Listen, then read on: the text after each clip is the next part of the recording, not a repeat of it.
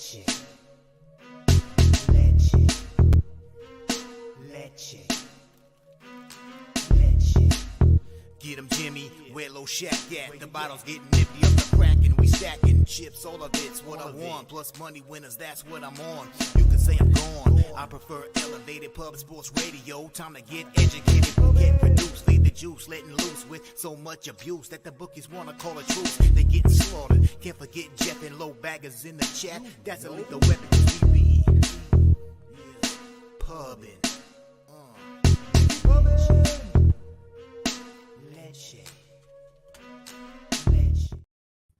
What up, cappers, gamblers, punters, hustlers, low baggers? Happy Thursday, January 26th to all of you. Thank you for watching Betting with the Bag right here on Pub Sports Radio. We have a jam-packed show today. We had some good work done yesterday. I finished 5-3 plus 1.9 units overall, but I'm very close to a much bigger day. In NBA, big shout out to Rob Free. Got me on Magic first quarter. It was a very comfortable, easy casher. And then I thought the Rockets +2 was going to be as well. They were outscored 23-4 in the first 5 minutes of the fourth quarter. Looking back, that should have been a first half bet. Very, very frustrating. Toronto-Sacramento under 238 was a sit back and cash relaxing score. So we need to turn it around in NBA. Hopefully yesterday was a step in the right direction. I came so close to moving on the Timberwolves, but didn't. NCAA basketball, we just keep rolling. 2-0 yesterday. USF first half +3. Looked like it was going to be a push. We cashed a 3 with 2 seconds left in the half. And Texas A&M first half +2.5 was a thing of goddamn beauty. Then in NHL, 1-2 is disappointing. It was coming right down to the end there. Rangers were up 2-1 in the third period. Leafs tied it up at 2. And Mitch Marner scored a beauty in overtime. The Islanders lost 2-1, so those were both losers. Senators team total under 3 cashed, and there was an empty net chance for the Senators with about 12 seconds left that I was probably a little bit fortunate with. But I'm excited. I've made 4 moves in NHL, and I was up very late compiling all of Mr. Gokster's records, all the records that he had in the Peter Loshak show. I've not spoken to Gokster about those records. We'll talk about them here when we get started. Slatsy says, hope the kids are all right. Jimmy, yeah, it sucks. Carter's had another breakout, so he's at the Children's Hospital right now, and I'll be over there. But he's in good spirits. Like, he's happy. He's just swollen, badly swollen. So it looked like we would turn the corner on it. But and I'll be heading over there with Ella right after the show. And, my wife's there right now. And he's going to be fine. Everything's going to be fine. He's a great spirits. The guy's partying. But very swollen and very itchy. 5 and thank you for caring about it, Slatsy. It means a lot to me. 5-3 plus 1.9 units yesterday. Shout out to all the cappers in the chat. We got Brian Watson, Lil Seal, Chris, J Dub, Dan Kelly. Dan Kelly said somebody in the chat saved me money yesterday by posting that the Sacramento game was a trap. Someone did post that. Yeah, God, I wish I had that offhand. I can't remember who did. But that under was a thing of goddamn beauty. Jason Torgy, Rocco Rogers, JW, serious business. Viper MB, Troy Torrance, tongue-tied 89. We got tongue-tied 89. Says, let's get that bread today, fellas. There's Ryan Mueller, Mike M, D Jenkins, Slatsy in the house. Says, rough night in NHL. The Oilers going down to the Jackets on Bruins money. The Oilers, that's how close the Oilers are to being a non-playoff team. They have absolutely no depth whatsoever. They lose one depth piece in Evander Kane, and now they're a very marginal squad, a very mediocre squad. So, but they're 2 more depth, like strong, good, top 6, top 9 forwards away from being a juggernaut. It's a funny situation they have over there in Edmonton. There's Paco Healy ready to get to work. Mike M, Fat Wally, RVD 420, Viper MB, Rem Most, Leonard Porch Jr., Sammy Calmer. Thank you guys for the kind thoughts for Carter. Paco Healy, Rez Mob, JPZ. What a great group. Thank you guys all so much for joining us here. Jose, my friend. I see that you've jumped on. That's a beautiful background you have there. Thank you. Of course. I appreciate it. But we're not here to talk about that yet, Jimmy. What are we here to talk about? I love surprising you with things.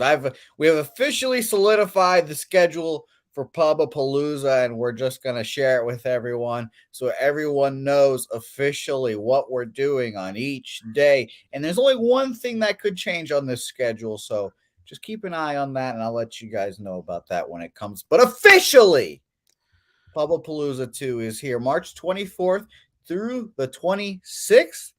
And once James Bag has booked his flight. Booked my flight last night, so I'm getting in on the Thursday. I'm leaving on the Monday. Hopefully, Gokster will be right beside me. He's our first guest, and he is planning on doing that. But my flight is booked. Pubapalooza 2, baby.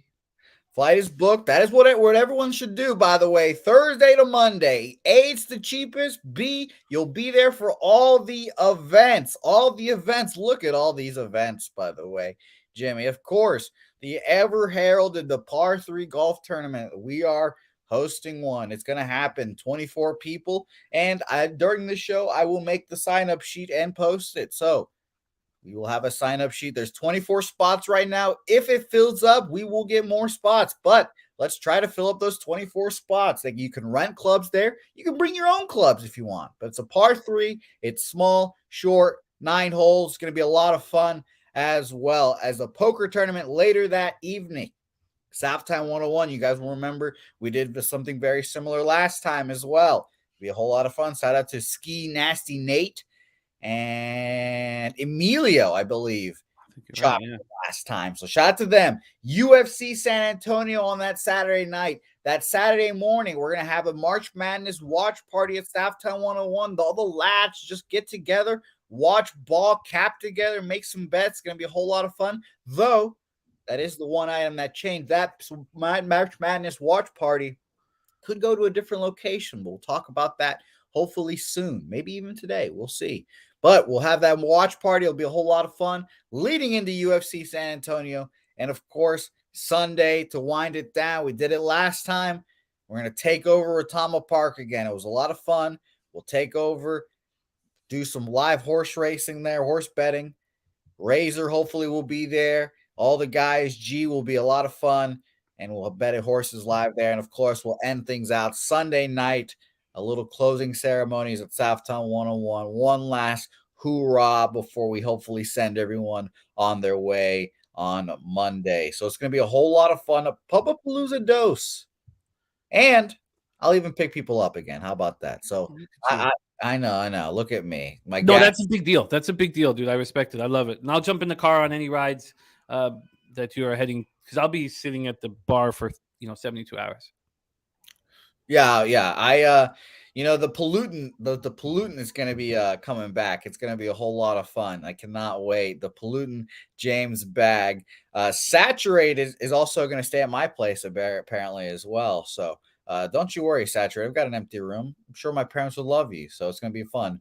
Dan Kelly. Yeah, you really only need, if you're built like that, Dan Kelly, if you're built like that, you only need a 9-iron and putter. Sure.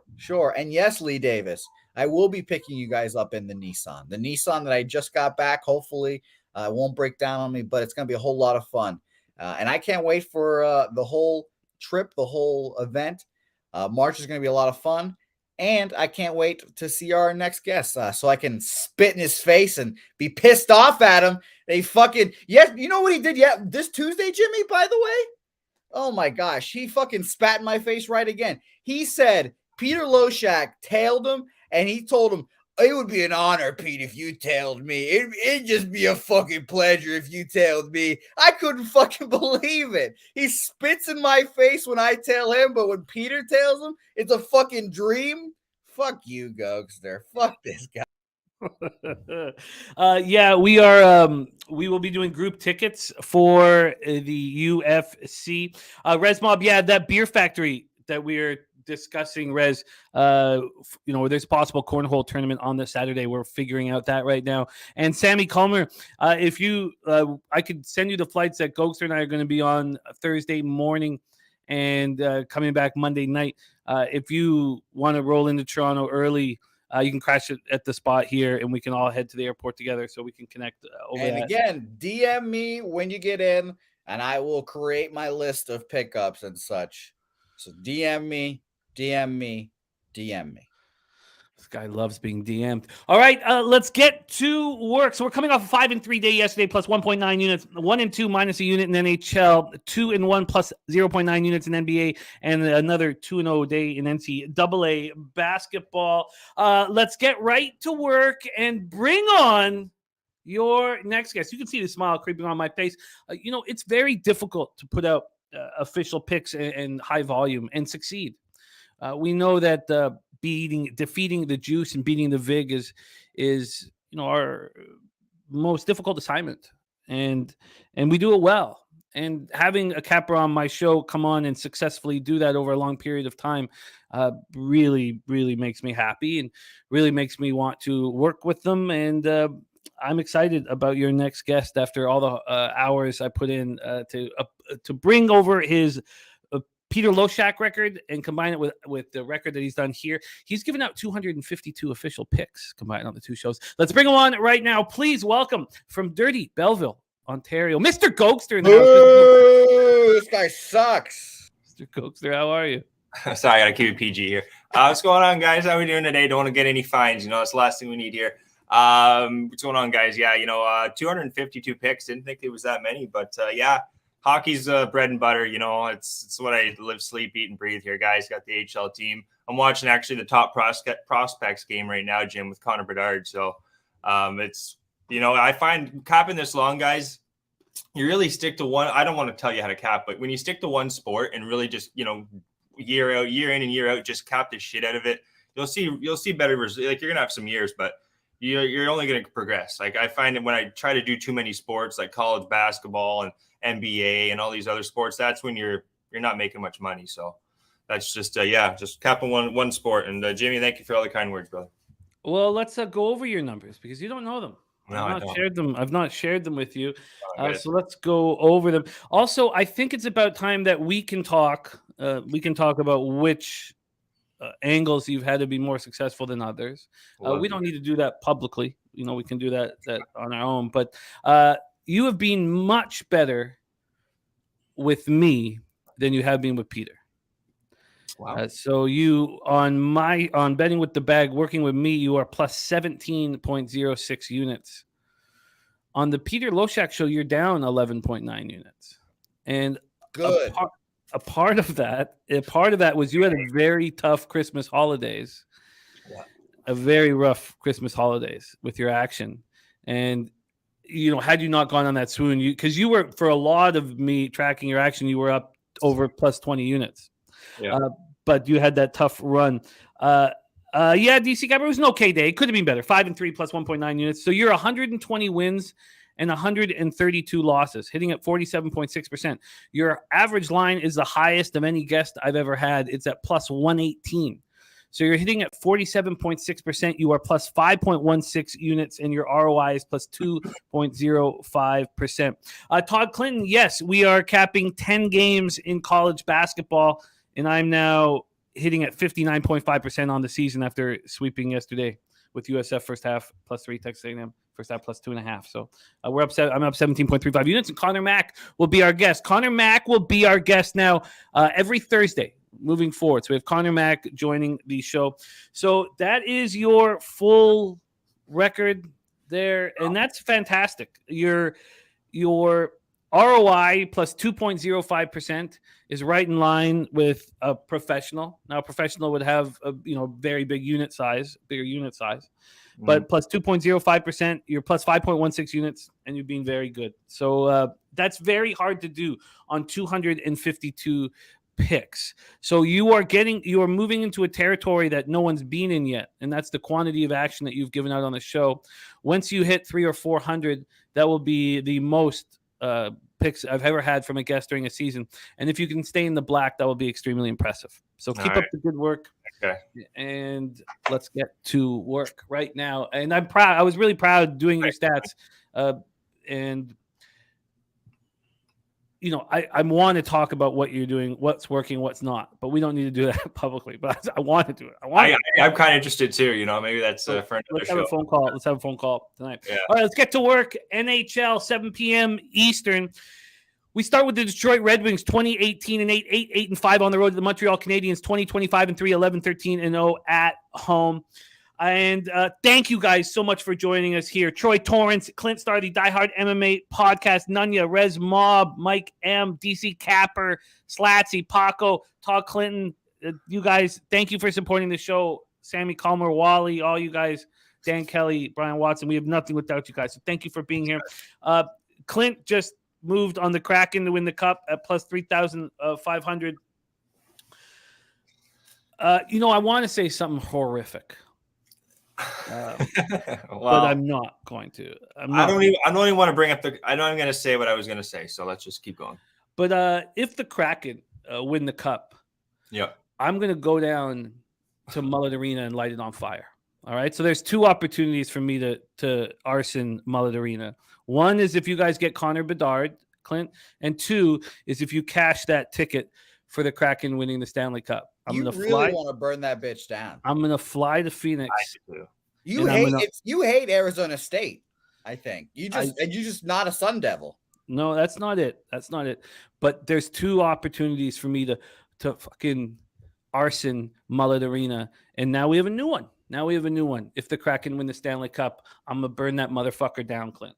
I'll be with you burning that bitch down. Sorry, Clint, I love you, brother, but 4,800 in an NHL barn, like that's just Let's burn that motherfucker down. All right, we are in the Bell Center in Montreal, Quebec. You know what makes me feel better about the just abysmal travesty of an NHL team that I don't cheer for them anymore. The Canucks. I don't cheer for them. I hate them. I despise everything that I hate Aquilini probably more than anybody, probably even more than Benning right now. I despise everybody in that front office. Rutherford, I fucking despise the decisions he's made. I hate them all. I hate them so much.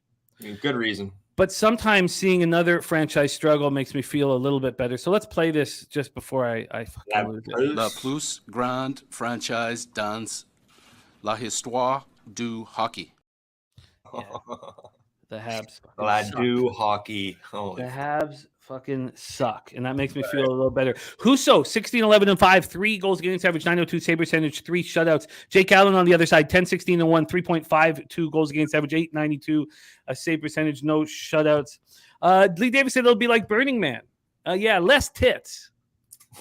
Detroit 4-5-1, 17.2% power play, penalty killing 72.7. That's over the last 10 games. Took a page out of the Gokster book of capping, focusing on the last 10 games. Montreal 5-5-0, 16.7% power play, 73.5% penalty killing. Detroit comes in off their second win in 3 games, 3-2 in overtime at home over San Jose on Tuesday. They're as healthy as they've been all year.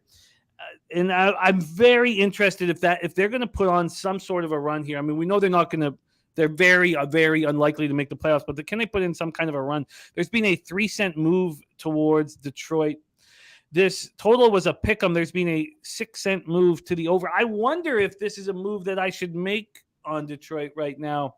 And probably, as healthy as they've been all year, Dylan Larkin's been great all year, been a steadying influence. 15 goals, 27 assists, 42 points, 45 games played, +3. It's been very important for him to be so good because Tyler Bertuzzi has been MIA. Philip Hronek has been so good. 7 goals, 26 assists, 33 points, 46 games played. As he's playing 21 minutes and 48 seconds on the blue line. Just to give you an idea how much better he is, and probably part of the reason why Husso's numbers are so bad is Philip Hronek is +13, plus minus. Moritz Seider plays about 45 seconds a game more than him. And I know he's going to be a great defenseman, but he's a -15. Wow. There's a 28-goal differential between on 5-on-5 between Hronek and Phil Hronek and Moritz Seider. Ben Sherratt is third in ice time for the Wings. He's a -18. So then you have a 31-goal differential between Hronek and Sherratt. Canadiens coming off their second loss in 3 games, 4-2 at home to the Bruins on Tuesday. I'm hesitant to fade them. They've been playing some pretty good hockey. Kirby Dach scored 2 goals. He was 8 of 13 on the faceoff circle. For a young center who's going up against Bergeron throughout a game, to go 8-5 against the Bruins is very, very impressive. They won the faceoff battle against the Boston Bruins, something you very, very rarely see. And they are ravaged by massive injuries and but they're playing well. But let's just go over them. Paul Byron dealing with the hip injury. Cole Caulfield done for the season. Sean Monahan out until February 11th. He, if he was healthy, because he's a big guy, maybe somebody could have moved on him at the trade deadline, but that's not going to happen. Drouin out until February 11th. Jake Allen day-to-day with upper body injury. Jake Evans is out until mid-March. Slavkovsky, their number 1 overall pick, is done for the season. Armia is done until February 11th at least. Brendan Gallagher is out as well. This team is just so beaten up. North Ender said Suzuki won all 7 against Bergeron in the first period. That's really impressive for those kids to be able to do that. Take it away for us, Mr. Gokster. Red Wings Canadiens. Yeah, they got fighting them then, Suzuki winning those 7 faceoffs. It's a good sign for this. It's such a young team, Jim. It's a team of the future. That's what Montreal is really building. Still can't believe they went to that Stanley Cup final. Good for them. As a Toronto fan, wish we could do that. But yeah, this team's very, you got Harvey Pinard, you got Kovacic. Again, I'm butchering his name. I don't even want to pronounce it. Dadonov, Pizzetta, fourth line there, Belize, Yolanen. Hoffman, their offense, Jim, compared against, you said it there, like with a completely healthy Detroit team here, I expect it to be too much. Montreal's just not scoring either right now. I don't have their stats, guys, for their last 10 games scoring wise, but Jimmy said the last 10 games they're 5-5. Both teams' power plays are not humming, but with the injuries right now, Jimmy, to Montreal, I'm not kind of diving too much into the numbers here, guys. I'm just looking at the two teams. And right now, looking at Detroit, they've won 2 of the last 3, beating Vegas, San Jose, low-scoring games, but should be a good opportunity. There's just Jimmy went over all those injuries too, guys. There's just way too many injuries for me right now. Even though Montreal, they did beat Toronto, beat Winnipeg, beat the Rangers. They're and a lot of these games are at home. So, but you know what, guys, I really think Detroit, they should put it to them here. Guys like Raymond, their offense shouldn't have a hard time here, Jim. And I think it could be a high scoring game, but maybe a team total over. That was another thing I was thinking about, guys, with Detroit. But I'm going to take Detroit, Jim. I got plus 100 on their regulation 3-way. I was thinking of throwing it on a money line too, but it's just looking at the two sides. Even though, you're looking at them. They did beat Toronto, guys. They beat Winnipeg and the Rangers, but I can't trust them here against Detroit. If Detroit was more banged up, maybe, I would expect a lower scoring game here, but I think this is a good spot for Detroit. We've seen them score before. It's not like they can't, 7 against Winnipeg 2 weeks ago, 4 against Toronto. They're just such a hot and cold team, winning 2 of their last 3, only scoring 3. I think they're going to explode here against Montreal, so I'll take them regulation, Jim. I don't know if I can at this point. I really don't. I know the Canadiens. If the angle is the Habs just played the best team in the league and put everything into that spot, and maybe they come in a little lethargic against a poor hockey team. If that's the angle I can focus on, maybe. Slatsy says Jake Allen likely tonight. He hasn't played in a long time. That makes me more. I find that more appealing than anything else. Yeah, I have Allen listed. And I think he's vulnerable here coming off of injury. So do I. But the problem is, are you really going to take a minus 160 or minus 155 favorite? I can get even money on the minus 1 line. But are you going to take that with a team that's 8-5 on the road against a Habs team that's been pretty good at home? So, I'm going to wait on. I might move on that with you. I'm certainly not against it. And I like knowing that Allen is about to be confirmed. Nasty Nate in the house. What up, Nate? North End is over would be my only look. Gokes are moving on the Red Wings in regulation of plus 100. Let's move on. Next up, 7 p.m. Eastern. And I've moved on this game in 2 ways. Boston Bruins, 38-5-4, 16-4-1 on the road at the Tampa Bay Lightning, 30-15-1, 18-4-1 at home, Amalie Arena in Tampa, Florida. Linus Ullmark, 25-2-1, 1.82 goals against average, 938 save percentage, 2 shutouts. Andrei Vasilevsky, 21-12-1, 2.54 goals against average, 917 save percentage, no shutouts. Boston, 9-1. They're a phenomenal hockey team. 28% power play, 93.8% penalty killing over the last 10 games. Tampa Bay, 6-4-0, 24.2% power play, 74.3% penalty killing. Bruins coming off their 6th straight win, 4-2 at Montreal on Tuesday. It wasn't that impressive, but they've outscored the opposition 25-7 in those 6 games, that 6-game winning streak. Let's take a look at the line history here. We have the Lightning opening up at minus 115. They're now at plus 101. The total opened up at 6, juice to the over. It's come back. It's just slightly juice to the over. Lightning snapped their 2-game losing streak with a 4-2 win at home versus Minnesota on Tuesday. So they're at home now for a second consecutive game. And I truly believe that this game means a lot more to the Lightning than the Bruins. The Bruins are just so far ahead. They're so comfortable in their spot. They're not going into Tampa, I think. Now, maybe you could try to coach that into them, but I don't think they're going to Tampa and saying, oh, let's see how we stack up against the perennial Eastern Conference champs. I don't think that's it. I think that Tampa Bay Lightning want to know where they stand against Boston, who's on a 6-game winning streak, playing their best hockey. I mean, Montreal wasn't an example. And you have a Lightning team that's 18-4-1 at home. I'm pretty confident in this spot. I do not give a fuck that market's moving against me. I'm on the Lightning minus 105, and I'm on the under 6 at even money. Take it away for us, Gokster. Bruins Lightning. Yeah, I like that under 6. Look, I think with Boston, they're so accustomed to winning right now. And in this type of game, it's like, all right, guys, this is going to be just battle of a hockey game. This isn't like let's go up, and this is just hard-nosed hockey. Dump and chase, I think, Jim. There's not going to be a lot of availability, like moving through the neutral zone, because both teams defensively, guys, probably two of the best teams, excuse me, in the NHL defensively, I'm going to say, especially in the East. This should be a really tight game. I know, I think it might have been your show, Jimmy, on Thursday or on Tuesday. I took draw first period and OT. That's where I'm going to go here. I'm going to go first period draw plus 170, and I'm going to take OT as well plus 310. I'm going for a bomb here. And you cashed that first period draw. Yeah. That plus 170, not the full game, but first period draw plus 170 and goes to overtime plus 310.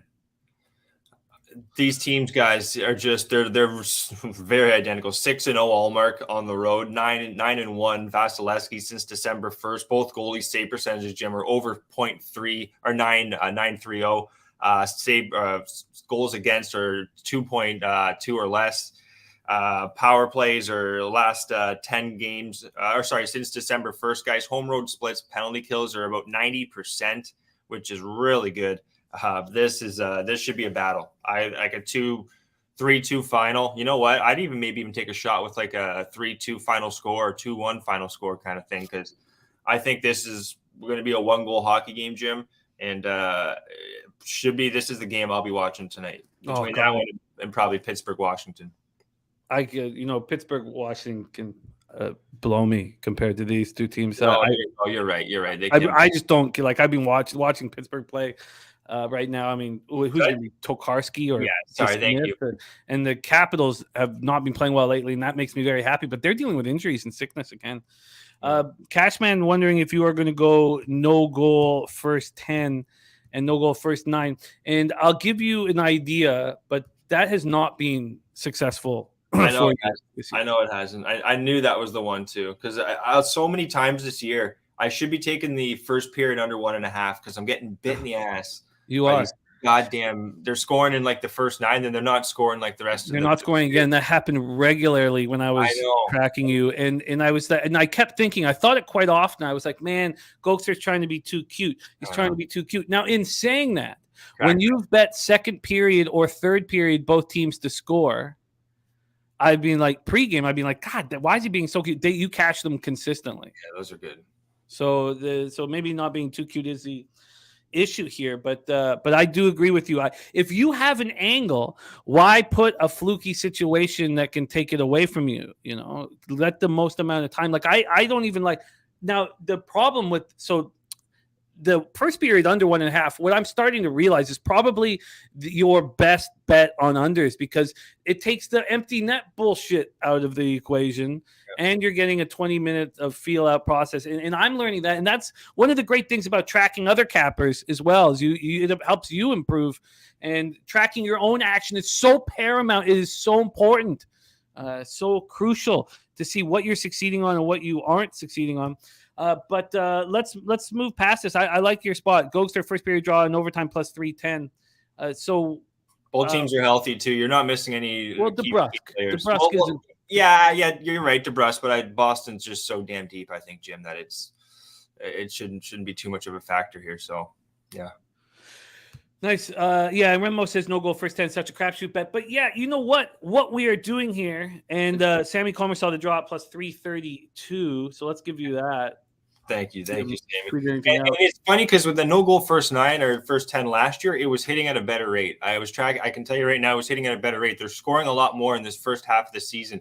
I'm expecting the totals, Jim, to drop a little. Like second half, they're going to drop. Right, they're not going to be many 6.5s, I think. So I agree, but let's clarify that a little bit because Clint was talking about that. What happens in the few games before the All-Star break and the few games after the All-Star break is a fucking crapshoot. Like that's where we can't say, oh, teams are going to be tightening up. Do you agree with that? Yeah, I remember last year I went with some trends, but no, I agree. I find this time though, Jimmy, there were so many games. Like I find I like when teams are playing a lot of games in a smaller sample size because then you can kind of see what teams are playing well and travel spots, things like that. So I'm liking this time of the year right now. But yeah, when they come back from break, it's hard you don't know what they were doing or who was getting drunk or who was doing what. Right? Or even before the break, just before the break. So I find that's why, Clint, I'm a little hesitant to say yes across the board. But we have our Deacon Mike giving us the stats for over games that have had over six or more goals and less. And there's a huge amount that have gone over. And I'm not sure if that will be the case as we move forward. But let's roll on. Were you close to taking a first period under 1.5 in this Bruins Lightning game before we pass on it? I could see it being 1-1 though. I could see it being 1-1. Like I don't see both of these teams. I don't think are going to see separation. I know I took Winnipeg, Toronto, and I think Toronto went up 3-0 on them in the second period. But I don't see both of these teams getting much separation throughout the game. So I'm going to stay off that angle. But just one thing about the goaltending too, about these goals. I think goaltending, Jim, is much poorer than it's been in a long time. Goaltending's it's not. I guess offense has obviously gotten a lot better, but the goalies are not as strong as they've been in the past. I think, at least. That's interesting. Maybe I'd have to study that a little more. But there probably is some numbers. Like I remember just looking at numbers. I guess it comes with the offense, but the amount of like save percentages and goals against have crept up. But yet teams are still winning. Like you look at Martin Jones for Seattle, the guy's save percentage is like 0.8, like 9.8 or something with a 3.2 goals against, but he's 10-1-1 on the road. So it's weird. These goalies, there's just so much offense. I guess that's what the leagues, all sports want. They want touchdowns, goals, home runs, everything. So. Well, let's roll on here. We got a bunch of games left, and we have NBA next with Durrell. Pittsburgh Penguins 24-15-8, 10-10-4 on the road at Washington Capitals 25-19-6, 13-8-3 at home. We're at Capital One Arena, Washington, D.C. This used to be a matchup that you could really easily predict. They were predictable hockey teams. That's gone. That's gone now with these two clubs. I used to love betting unders when these two teams would meet. There was always a playoff type atmosphere when Sid would go up against Ovechkin, and it's changed. And why is it changed for the Penguins? Is there's no accountability with them goaltending wise. Look, Casey DeSmith is bad, but Tokarski can't be trusted either, and Yari's hurt right now. So the Penguins are 5-3-2 over the past 10, 22.5% power play, 69.7% penalty. And there's another thing, 69.7% penalty. When have the Penguins, with Sully as their coach and Crosby at center, had a penalty killing under 70%? It's just rare.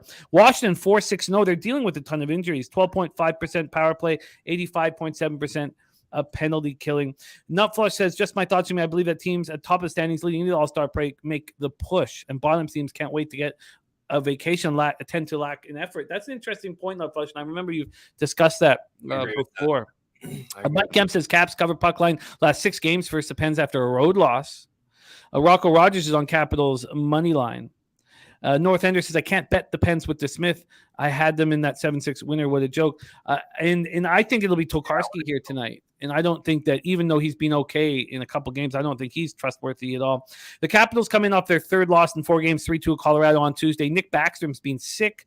Oshie's day-to-day with personal reasons. Does anybody know what's going on? He had his 4th kid. He'll be in. And he'll be in. Tom Wilson has a lower body injury. I have a fear that Wilson's not going to be right all year. I agree with that. And that's going to be a big problem. He plays a really exciting, tough brand of hockey, and he's coming into the season halfway through trying to recover from an injury, and just another injury will pop up. We see it so often in basketball. Rest him then, eh? Rest him to the playoffs. That's what I'm saying. But you're not going to get there. Look, I bet the Capitals to not make the playoffs at plus 130 and under 93.5 points. I don't think they're going to get there. But in saying that, God, do I need Florida to step up over in the Atlantic just to create a situation? And it's possible that they step up. I do. Have you seen their power play last 10 games? It's hitting at 40%. But Hagel and John Carlson remain out of the lineup. Slatsy says Wilson, Backstrom, Oshie out all questionable, but now we know that Oshie will be in. Backstrom's in too, third line. Backstrom is in, okay. So because he's been sick. Yeah, he's on the AM skate. It looks like he's going to be in here. Oshie's for sure, and I'm seeing, but Backstrom should be in, but Tom Wilson's not out for the skate, so he's lower body. He's not playing, but Backstrom, Oshie are in. A big loss in this game. Capitals open up minus 111 in Pinnacle. They're now minus 115. Totals wise, it's opened up at 6.5, minus 116 to the under. It's still right there. Take it away, Mr. Gokster. This is fucking backwood for me. And this was a spot that I used to absolutely love capping, love betting. And now, I'm all over this one, man. I'm all over Washington. I think with those guys coming back, Oshie, Backstrom, Ovechkin at least had one game under his belt there when they played Colorado. They lost 3-2. Like someone in the chat said, Pittsburgh, I think it was Anaheim, 7-6 or something like that in overtime. Like just brutal defensively. Goaltending, you can't trust DeSmith. You got DeSmith versus Kemper here, Jim, or Tokarski. And then you're getting Oshie and Backstrom back. Backstrom on the third line with Milano and Johansson.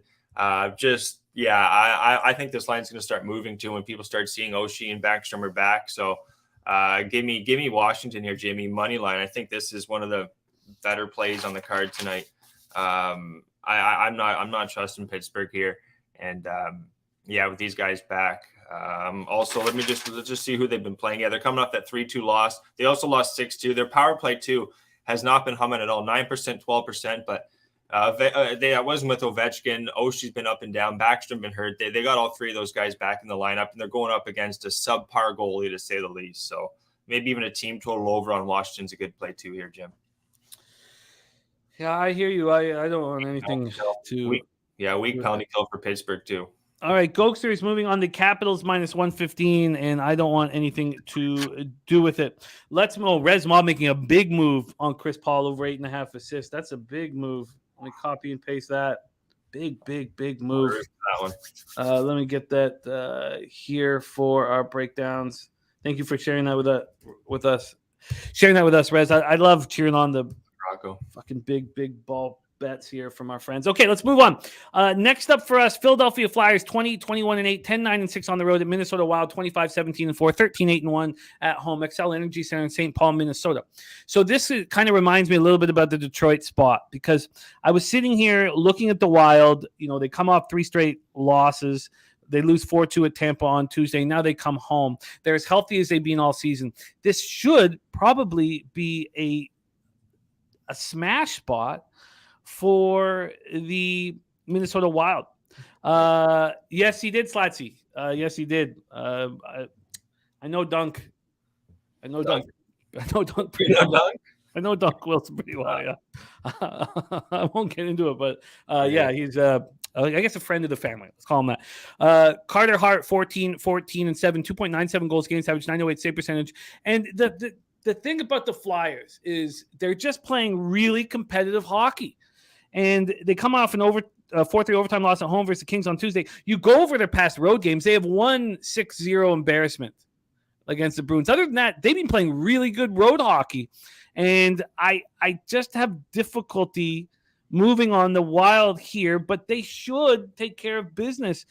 Mike M on the Wild first period minus a half at plus 120. Set 5 says Flyers have dropped 4 in a row at Minnesota period 1. Rocco is on Wild in regulation. Team total over 2.5. I thought very long and hard about the Wild minus 1.5, but sort of like why I don't want anything to do with Washington, even though I get Gokster's angle, is that am I really going to sit here and say Minnesota Wild come home and turn it around against a Flyers team that's just playing hard? Like is there value taking this huge favorite, and I don't think the risk reward is proper for me. North End is saying you can't play this price. I can't either. Let's hear what Coach has to say. Take it away, Flyers, Wild. Yeah, that was what I was going to say, guys. The number I wanted to take Minnesota. Don't get me wrong, but at -230, I think, Philly at that number, it's too much to plus money on Philly's side there. I'm not going to take Philly, but I don't want to take Minnesota either. In this game, actually, both teams are healthy, Jim. Penalty kills could be a little bit better, 73%, 79% since December 1st. Home road splits, 83-77 last 10 games. Goaltending here, Gustafson's been great at home, actually 4-1, smaller sample size since December 1st, .926 save percentage, only allowing 2 goals though, 2 goals against per game in those 5 games. And then Carter Hart, that's the difference, I guess. The Washington-Pittsburgh, Jim, I trust Carter Hart a lot more. He's 3-3-2, .921 save percentage. Then those goalies Pittsburgh got, those civs, they're going to be thrown out on the ice. So in this game, I think it's going to be a tighter game. I do think Minnesota get it done. I don't mind that 2.5 over in the regulation play on Minnesota. Someone said in the chat, great look there. But I'm going to take, you know what, since we talked about it, it's probably going to hit, but I'm going to take it off. I'm not going to take no goal in the first 9. I'm going to take first period under 1.5 plus 105, Jim. I think if you move in that direction, I think you'll get a better ROI. I truly do after watching it go for the full year. Fleury is confirmed in net. Fleury isn't confirmed. Okay, I don't mind Fleury in net too. I really don't. Gustafson has been a little bit better with his numbers, but still first period under. I'm going to trust it here, Jim. I just see both these teams. This is another angle I really like here. The 3 losses from Minnesota and then the 2 losses from Philly. I'm just expecting both of them to come back. It's not as offensive as you would think. I'm expecting this to just be more accountable, more. I don't see it being like a higher scoring, especially early. 3 losses from Minnesota, 2 in a row for Philly. I think it's going to be a tighter first period coming back. Almost any other team in the league, literally, I bet the Wild here. Probably every single other team in the league. They happen to be playing a team that's a huge underdog that just plays competitive hockey, and that's I legitimately think any other team in the NHL, I'd be on the Wild to bounce back here at Xcel Energy Center. All right, let's move on. Goksters on the first period under 1.5 and plus 105. 8 p.m. Eastern, New Jersey Devils 31-12-4, 18-2-2 on the road. Nashville Predators 23-18-6, 13-7-3 at home. We're at Bridgestone Arena in Nashville, Tennessee. Oh, by the way, I didn't mention there was a Minnesota opened at -232 at Pinnacle. They're now -217, and that total opened up at 6. There's been a 2-cent move to the over, so that's all you have there for Minnesota, Philadelphia. But let's move on. Oh, you want jumps? I'm out. Plus 115. I just on that under 1.5 in Philly, Minnesota, guys. Plus 115. I'm just seeing current line a little bit better. So sorry, Jim. I'm going to take that. Yeah, do it. Do it up. All right. Let's move on to Devils Predators. New Jersey Devils 31-12-4, 18-2-2 on the road. 18-2-2. It's going to be fun seeing them in the playoffs this year. At the Nashville Predators 23-18-6, 13-7-3 at home. We're at Bridgestone Arena in Nashville, Tennessee. Vitek Vanacek 25-2, 2.30 goals against average, 916 save percentage, 2 shutouts. And UC Saros 18-13-5, 2.70 goals against average, 920 save percentage, 1 shutout. Imagine how Mackenzie Blackwood feels. You fight. You had some injury issues, but you're supposed to be the star in waiting that's going to lead this team, and they pick up a backup from the Capitals who's much better. UC Saros 920 save percentage. He's capable of taking over a game. Devils 8-1-1 over the past 10, 32% power play. They were doing it all year with a pretty average power play. Now their power play is stepping up, which it should with the snipers that they have in Hughes and Hischier. 76.9% penalty killing. Nashville 6-4-0, 7.1% power play. 7.1. Talk about Yossi just not delivering this year. You just look right at the power play. 84.6% penalty killing. The Nashville Predators open up at plus 112, a home dog plus 112. They're now plus 116. This total opened up at 6, is slightly juiced to the under. It's moved 2 cents towards the under. Slati says Devils 0-7 last 7 meetings versus the Preds. How is that possible? I mean, we remember when the Preds went into Nashville the Preds went into New Jersey and beat them, a few weeks ago when I did not think they were going to beat them. And you talked about the trends there, Satsi, that hurt me badly. The Devils coming off their second straight win, 3-2 in overtime at home to Vegas on Tuesday. Their last 4 games have all been tied at the end of regulation. Nashville comes in off their 4th win in 5 games, 2-1 at home over Winnipeg on Tuesday. Kind of like the under here. Yeah, it's kind of what I was just going to say. Yeah. They're playing a back-to-back tomorrow in New Jersey. They're playing at Dallas, I have here. So Vanacek today, and then who are we going to get? That's my question. Hey, who are we going to get for that last game? Is going to be what's his name? Schmid. Schmid. It's either going to be Schmid or is it going to be Blackwood, Jim? That's my okay. So with Blackwood, they have listed, right? So this is a tough game, guys. I don't have much on this. This is actually the last game for Nashville, Jim. This is the only team looking at the schedule spot here that they're not playing until they'll have way down the road, right? They're not playing until sometime in February, but every other team here, they're going to play at least 2 to 3 games. So this is the last game for Nashville. It makes me think they're probably going to probably put a good foot forward here, Jim. They're playing good hockey too. Both these teams are. Won 4 of the last 5. Under does look good here. I don't feel strong. Nothing really stands out here. Both teams are healthy. Carrier's day to day for Nashville.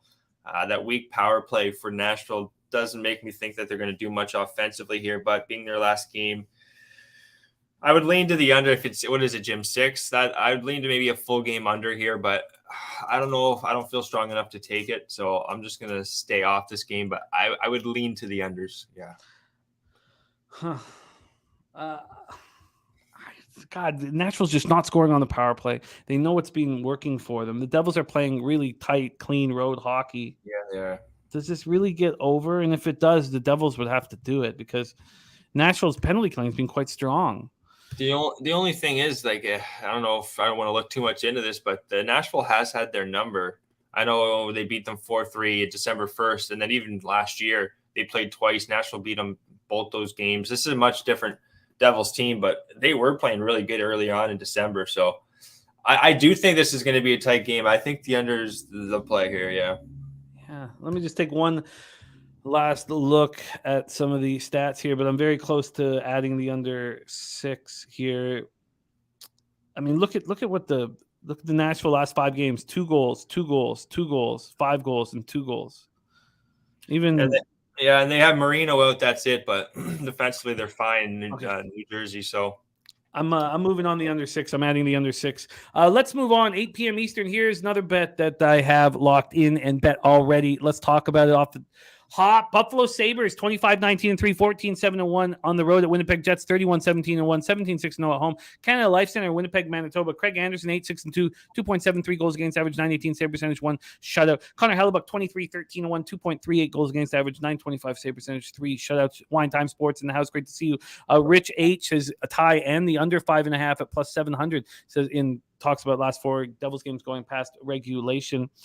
And Todd Clinton, we'll close with Gokster's PGA look here that's going on right now. But I believe day 1 started already. It did. And we're looking good. We'll get into that. Cole Coleon on Sabres, Bruins together. I'm on the other side with that Bruins spot. I like Tampa in that one. But I am on the Sabres. And they're coming in off their 4th straight win, 5-3 at St. Louis on Tuesday. Their power play is not hitting right now, which is a bit of a surprise. 10.3% power play, 83.3% penalty killing, though. Winnipeg, 22.6% power play, 86.7% penalty killing. The Jets' modest 2-game winning streak was snapped in 2-1 loss at Nashville on Tuesday. I moved on the Sabres first period. I just feel like that's where Winnipeg might be vulnerable. I believe it was a 5-game road trip that they're coming home from.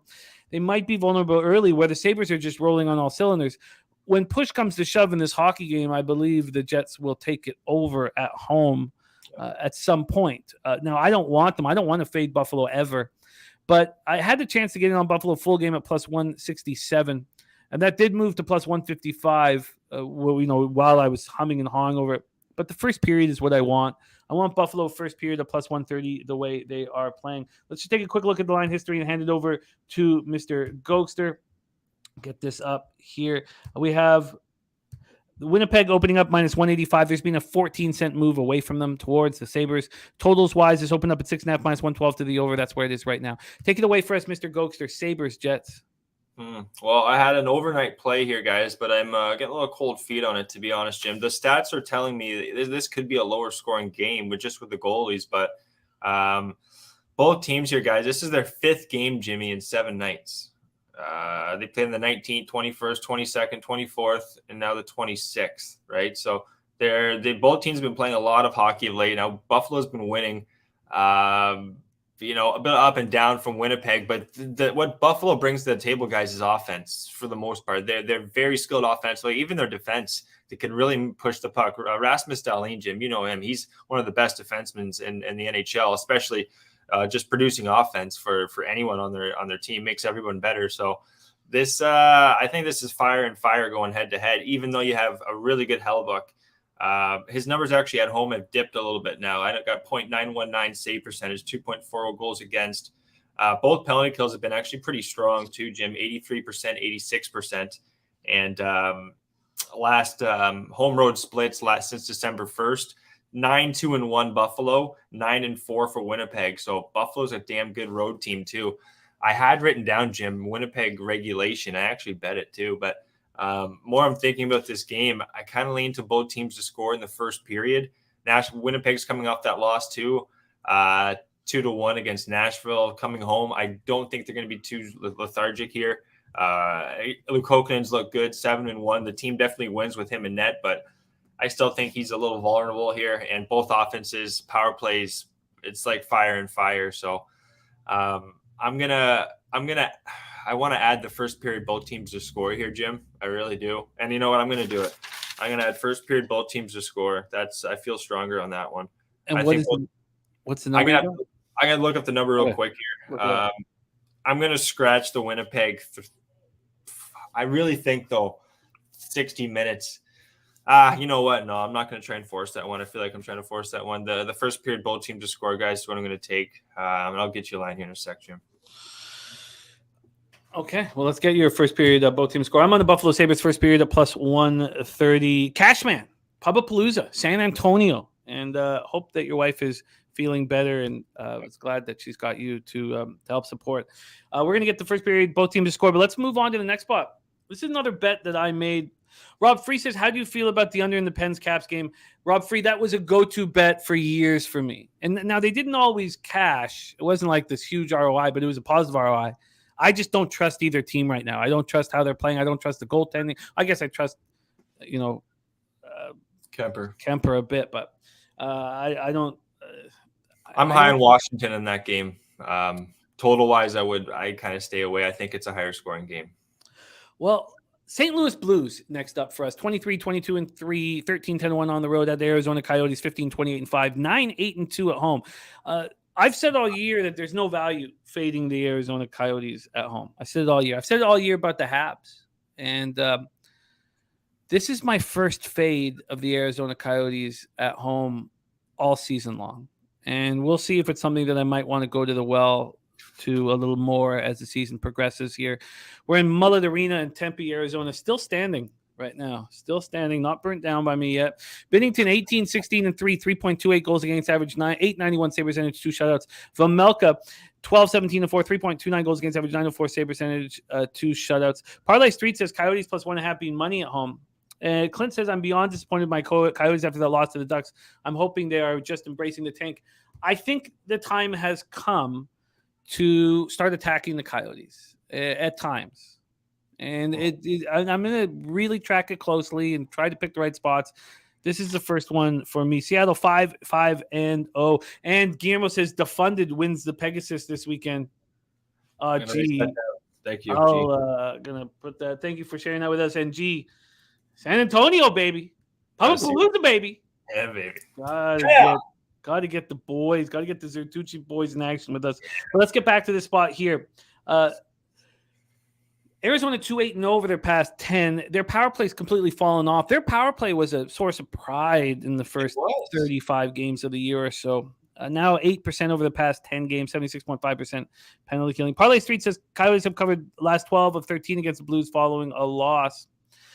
And the Blues come in off their second straight loss, 5-3 at home versus Sabres on Tuesday. They simply don't, with Craig Berube, they just don't have a coach who's going to allow them to struggle here. He'll get fired, and he'll take everybody out with him. And he's a hard-nosed coach. And this is a spot. So you don't want a team to come into Arizona and take them lightly. You want a team that's lost 2 straight to come into Arizona and need to win, need to stay in the playoff race. The Yotes coming off their third loss in 4 games, 5-2 at home to the Ducks on Tuesday. I just feel like they're vulnerable. Diehards has a word of caution. The Coyotes play the Blues really tough. 3-3 last 6, 4-4 last 8. Blues won the last 2. I tell you, I would not move on a team that was coming in feeling good about themselves ever against a low team. But here, I think the Blues have something to fight for. I got the -1 at +102. I really felt that was a decent price. Let's take a look at the line history here. Just 2 games left, and then we move into NBA. Arizona opening up at +138. They're now +136. So a slight move towards Arizona. Total-wise, it's opened up at 6.5, juice to the over. There's been a 6-cent move back to the under. Take it away for us, Gokster. Blues, Coyotes. Yeah, with the injuries here, Jim, Matthias Michelli here, 12 assists, 2 goals on the road. This guy's assist maker. And then on the other side, you got Lawson Krause. He's got the most amount of goals in the last 2 months for this team on the road, 9 goals, 3 assists. So you're missing the guy who produces a lot of assists and the guy who scores a lot of goals. That's, I think, a big reason why this team's just not producing anymore. And then you got St. Louis who are getting back Tarasenko. And you know what? Peter Loshak said it best. I thought that team would kind of rally around him first game. They didn't look too good in that first game back, but I think this is a good spot for them to jump on Arizona. And I'm surprised this line's 150. I would have thought this line, just talking about the Minnesota game, I think, the Minnesota line should be -230, 215 for St. Louis here. Maybe 190 at least. 155 seems awfully kind. I know Arizona's look good, or their records look pretty good lately, but I can't. They're missing a couple key players, and they don't have much offense as it is. They're a really young hockey team. Dylan, they got the gold medal scorer there for Canada, number 11, Schmaltz. They're not a deep. They're a young hockey team too. So I think St. Louis here, even though I don't like Bennington at all, I'm going to trust them here to. I'll take them. I'll take them regulation here. It wasn't on my card originally, but just with the injuries and what you're talking about, Jimmy. Maybe a money line parlay, but I'll trust in regulation. I find it at what do we got? Sorry, guys. Go ahead there, Jim. -105. Sorry, guys. -105. -105 for Blues in regulation. I got the -1 at +102. And then do you have the number for both teams to score first period in Buffalo, Winnipeg? Yes, sorry. It's +150 I found on Winnipeg and Buffalo. +150. All right, so that is the first spot on the entire board that Gokster and I are aligned, I believe. Is that the first spot that we are on the same spot? Yes, it is the first spot that we are aligned. I might join you on the Red Wings. I need a little bit more time on that. Okay, let's move on to the next spot on the board for us. That is 9 p.m. Eastern. Chicago Blackhawks 14-28-4, 5-12-2 on the road at the Calgary Flames 23-16-9, 14-8-2 at home. Scotiabank, Saddledome, Calgary, Alberta. Peter Mrazek I've listed. God, he's atrocious. Don't know if he'll be in there. 3.89 goals against average, 888 save percentage. Markstrom on the other side, 13-12-5, 2.82 goals against average, 895 save percentage. He's been so bad. Chicago 6-4-0, 14.3% power play over the past 10, but strong penalty killing, 85.7%. Calgary 5-3-2, 22.2% power play, 86.2% penalty killing. Blackhawks coming off their second straight loss, 5-2 at Vancouver on Tuesday. They were outshot 48-14. Flames come in off their second straight win, 4-3 in overtime over Columbus on Monday. They are making nothing look easy. Absolutely nothing look easy. Let's take a look at the line history here. Just one game after this one. Line history-wise, Calgary opening up at -401. I mean, that's just nuts. Now at -389. Totals-wise, it's opened up at 6, -113 to the over, 2-cent move to the under. Take it away, Gokster, Blackhawks, Flames. Well, the last 4 games these teams have met, guys, they're all overs. 4-3, 5-2, 5-1, 5-2. This is I think it's going to be some goals, to be honest. After the poor performance, it was Vancouver, even they got talking back, so tough spot, I think, for Chicago there. But they're coming off those 2 losses. Their scoring's been fine, I think, Jim. 14% power play could be a little bit better, but they're missing who? Kari. I'm butchering these guys' names. I know what he looks like to see him, but Kari and Tyler Johnson, Tenorti, and then Stalock. But for the most part, they're not a great team, but they can score. They got a lot of fight. I find this Chicago team. First period, I think they're going to come out strong. But then Calgary, on the other hand, with Mrazek and net, he's looked a little bit better. Jim, on the road, actually, quite a bit better. I have here since December 1st. He's 2-3, but with a .932 save percentage, which is very surprising. I still think, though, both teams are going to score guys in the first period here, and I found it at plus 180. So that's I really like that line. And I think if when Chicago does score, and I do think they're going to score in the first period here, Calgary should be able to put one in the back of the net as well. I also leaned the full game over 2 here, Jim. Just want to see if that line's current. Yeah, still plus 180 here. Power play 2 has been fine for Calgary. They're not missing. They're missing Tanev, which is, that's hurts them on the defensive end. He's more of a stay-home defense. So, I think there's going to be goals here early. And for the most part, as the 60 minutes goes on, Jimmy. So, plus 180, I think that's a great number. Chicago, Calgary, first period, both teams to score. You got it locked in. Plus 180, nice risk reward there. Mike M says Calgary in an 0-33 spot tonight. Says happens to be the same spot Edmonton was in last night, and we know how that went for Edmonton. It's funny when we talk about Columbus, and we got to get on to NBA. We have one game left, but that line of Boone Jenner, Johnny Hockey, and Patrick Laine should be one of the best lines in the league. It's just it's like I love the pieces of the puzzle on that line. But I took a long look at their roster last night. I was like, I'd love to be the manager of Columbus. I really think that with cap space, some young talent, and that first line, that you should be able to build a hockey team there. Let's move on to the final spot on the board. 9 p.m. Eastern. Anaheim Ducks 14-29-5, 6-16-4 on the road at Colorado Avalanche 26-17-3, 12-8-3 at home. Ball Arena in Denver, Colorado. Gibson 8-20-4, 4.11 goals against average, .895 save percentage, 1 shutout. I do think the defense in front of them is bad, and the forwards are very soft and not. There is Adam Henrique, who we expected some more from him, but they just don't seem he's not stepping up ever. And then he has this one game every month where he looks like the old Vezina winner. Georgiev on the other side, 19-11-3, 2.62 goals against average, .919 save percentage, 2 shutouts. He's doing everything I thought he would be able to do if he was given the confidence of being the number one. I think it was tough for him watching Shesterkin just better than him. Anaheim 4-5-1 over their past 10, starting to play better hockey, and there will be some value with them. Their power play has improved. I kept saying that was going to happen with Mason McTavish out there and Zegras and Terry. I mean, they're just even on the point with Fowler and Klingberg. Klingberg's sick right now, but still, this should be a decent power play. Penalty killing is 79.3%. Colorado 7-3-0, 21.9% power play, 81.3% penalty killing over the last 10 games. The Anaheim comes in off second win 3 games, 5-2 at Arizona on Tuesday. The Avs coming off their 6th straight win, 3-2 at home over Washington on Tuesday. And for the Cale Makar watchers, there is a serious talk over there in Colorado to keep him out until the All-Star break.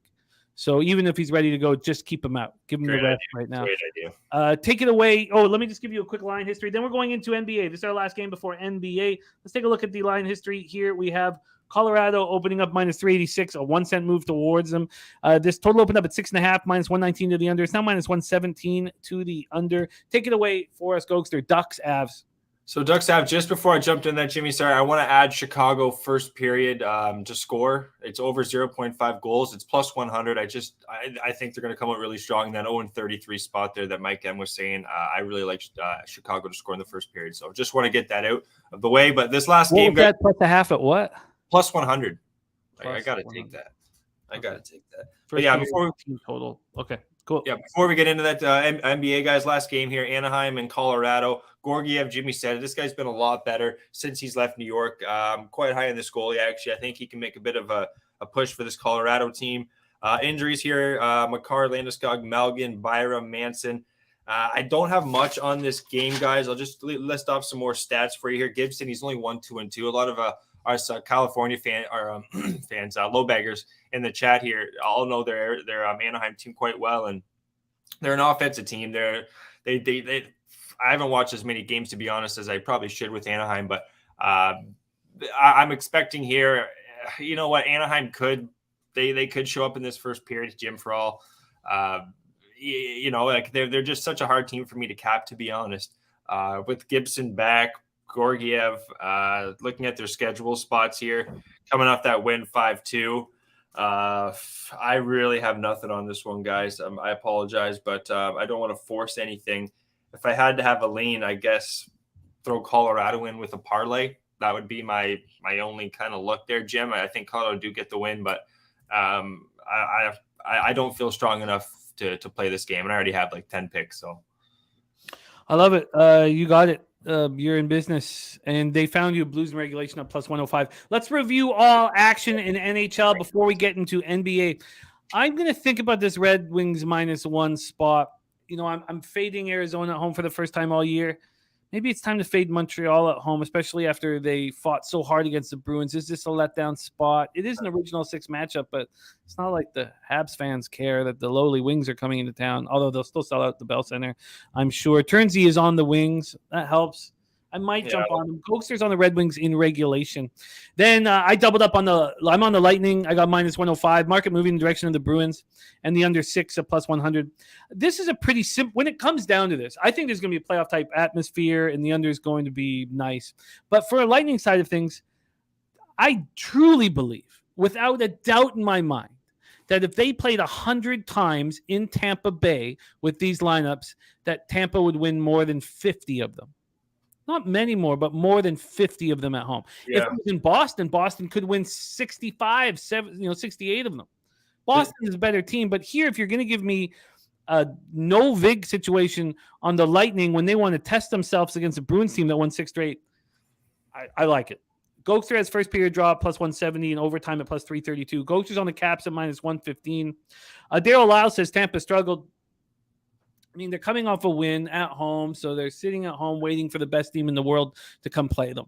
I mean, when else are you going to step up? And they're coming from Montreal too, I believe. They're Boston. Oh, Daryl's saying Tampa struggled with the Wild. Look, Wilder, Wilder not a bad hockey team. I mean, I have the under 99.5 points, and I'm very concerned that I'm not going to cash it.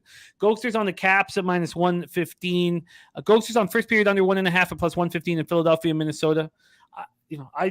I'm going to just completely erase Wild -1.5, but I'm telling you, any other team in the entire league, I would be on the Wild. I think it's a low-scoring game there. I'm on the under 6. I'm not yet. I'm going to bet the under 6 in New Jersey, Nashville. That came up through our talking here. I'm going to add that too. You know what? Give me that one too. Give me that under 6. What, a -108? I'm going to add that, Jim. I think we capped that right. So I want to be on that side with you. All right, you got it. Gokster under 6 -108. Buffalo first period for me at plus 130. Gokster first period, both teams score in Buffalo, Winnipeg. I'm on the Blues -1 at plus 102. Gokster's on the Blues regulation plus 105. Just found that at Bet365. Thanks for finding that, Rocco. And that's a spot where we are correlated in business. Gokster has 2 spots here. So Gokster has the first period, both teams to score in Chicago, Calgary, and he has the Blackhawks first period team total over a half at plus a hundo. And Ducks Avalanche, we stayed off. That is our NHL card. And Gokster's record is combined here with Pete's show and Betting with the Bag. And, I'm coming back to Pete's show on Tuesday. And Gokster has been excellent. Very good. 120 wins, 132 losses, 47.6%, plus 5.16 units, ROI plus 2.05%, average line plus 118. Excellent work, Gokster. Stay in the black. Keep getting that cash. Any last words for the cappers supporting the show? Oh, you guys are the best. Everyone, Turnsey, Rich H. There's so many go over. Cashman, Jay Stone, Daryl, Rocco, everyone, guys. Thank you so much for watching as usual here. Golf picks. I'll give a couple golf looks here before I go. I had Sung J M. He's looking really good. If you can take any of these guys live, I would. Sung J M, McNeely, Clark, Rogers, and Dietrich. Also quite high on Woodland and Rye to do well. So there's some golfers for you guys. We got the golf show every Monday, myself and Connor Mack there, Jimmy, as you know. I just appreciate the show as always, guys. Let's cash some tickets. Shelley does earn some more respect there, Die Hard. I agree. But let's cash some tickets, Jim. I look forward to coming back on Tuesday with you and Peter Loshak. Should be fun. I love it. There he is, Mr. Gokster. And if you want to go heads up with them in our par 3 contest, going to get a trophy for that too. That will be over in San Antonio for Pubapalooza 2, right there. Par 3 golf tournament on Friday. It's going to be very, very fun. All right, let's move on. Just a sec, Ella. I'll be right there. Let's move on to, it's a snow day here. I've got Ella as Carter is at the the hospital right now. So okay, stay cool, Ella. Keep. Okay. All right. Okay. We're gonna move on to NBA here, and I'm gonna set up the first game, and then I got to take care of Ella here for a second. And I apologize to you all for the interruption. Coming off a 2-1 day in NBA, and it should have been 4-0 day. I should have stuck with Minnesota. I did not. BI coming back. I shouldn't have taken the Rockets full game. I should have taken first half. Watching them get outscored 23-4 in the first 5 minutes of the fourth quarter, I had to get up and go for a walk. I was pretty angry about it. Cashing the under in the Raptors game taught me something. And what it taught me is there are going to be all these spots in the NBA with these 230, high 230 totals. And the pace is not going to align with a total that high. And maybe they're based on efficiency. But anytime the sharps are on the under in that spot, I will move on it. Anytime that the big bets are coming on the over, I'll just let it go. I'll let it go. I'll be like, this is probably beyond my capping or my model watching these games soar over. And all those high totals, they all soared over except for that Raptors game that cashed us the under very easily. Let's get into NBA. Great to see all you guys. Richie, Vegas, Steve G, Cashman. Great to see all you guys. Let's get to work in NBA and bring on the star of our NBA coverage here. Usually he's here on Wednesdays, here making a Thursday appearance and not an enormous card, so we'll have some time to beat this one up. Please welcome from Los Angeles, California, it's Daryl in the house. What up, Daryl? What's up, man? How you doing, man? It's good to see you on a Thursday. Peace and love to you, brother. Peace and love to everybody out there. Always good to chat with DJ. As I always say, any day on this side of the grass is a good day. So it is time to attack some ball. Can't see the comments either. When I'm set up on my iPad, I can't see all the comments. So peace and love to everybody in the chat. Yo, let's get to work, man. Let's get to where Ella. I'll be right there. Just give me 30 seconds here. I got you, Jim. Yeah, I'll set up this first game. No, I need to set up the game and I need to listen to the breakdowns. I'm trying to make money here, Jose. I'm trying to make money here. This show is about me making money with the help of the experts and the people in the chat. That's what this is about. This is about me listening and me improving my life thanks to the experts in the chat and on the screen with me. So I need to set it up. You were about to ruin it. You were about to ruin it there, man. I was like, I'm ready to go. Jose can jump on as soon as I leave here in a second. But here we go. So NBA for us. Daryl, you are 31-30 on the year, 50.8%. Down 1.24 unit, ROI minus 2.03%, average line minus 105. You went 3-2 with us on Friday, plus 0.9 units. You cashed the market in 10 plus rebounds. You cashed the Nuggets first quarter. That was a perfect trifecta spot. Heat first half did not come through for you. You cashed the Knicks first half plus 1.5 again and again. And again, brother. And Pelicans, Orlando, first quarter over 55 was not a casher. That was your situation, and the black is right ahead of you. So let's get to work here and set up the first game on the board. We've already heard Resmob making a big boy bet on Chris Paul over 8.5 assists. But let's start with 7:30 p.m. Eastern. New York Knicks 26-23, 14-10 on the road at the Boston Celtics, 35-14, 18-5 at home. We're at TD Garden in Boston, Massachusetts. Mike M says this feels like a Celtics trifecta. The Celtics have only lost 3 straight once all year. Let's pull up the line history here and discuss how we are going to get paid in this one. Here we go. Let me get the sports insights. I keep it off now. I don't want to see it in NHL. I don't want to have anything to do with it in NHL, but I want it very badly in all our other sports. Let's take a look at here we are for this one. Move over here to odds NBA. Okay, Knicks, Celtics. This one is an absolute beauty. We'll start with the line history here. The Celtics opened up minus 8.5. No movement whatsoever at Pinnacle. Actually, there was a movement for a second. It moved to 9 very briefly, and it's back at 8.5, right where it started. Totals-wise, it's opened up at 227, and it's dropped all the way down to 222. We have a 5-point drop here. Let's go over to the cash flow here for this one. 11,031 tickets in.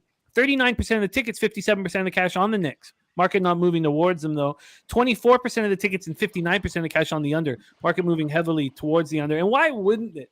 Because the Knicks over the last 5 are playing at a pace of 93.94 possessions a game. That's very slow. 1-4 over that period. Saturated here on the Knicks plus 8.5. Sky Dragon, I was not vetoing Jose. I need to set this game up before he can come in. All right.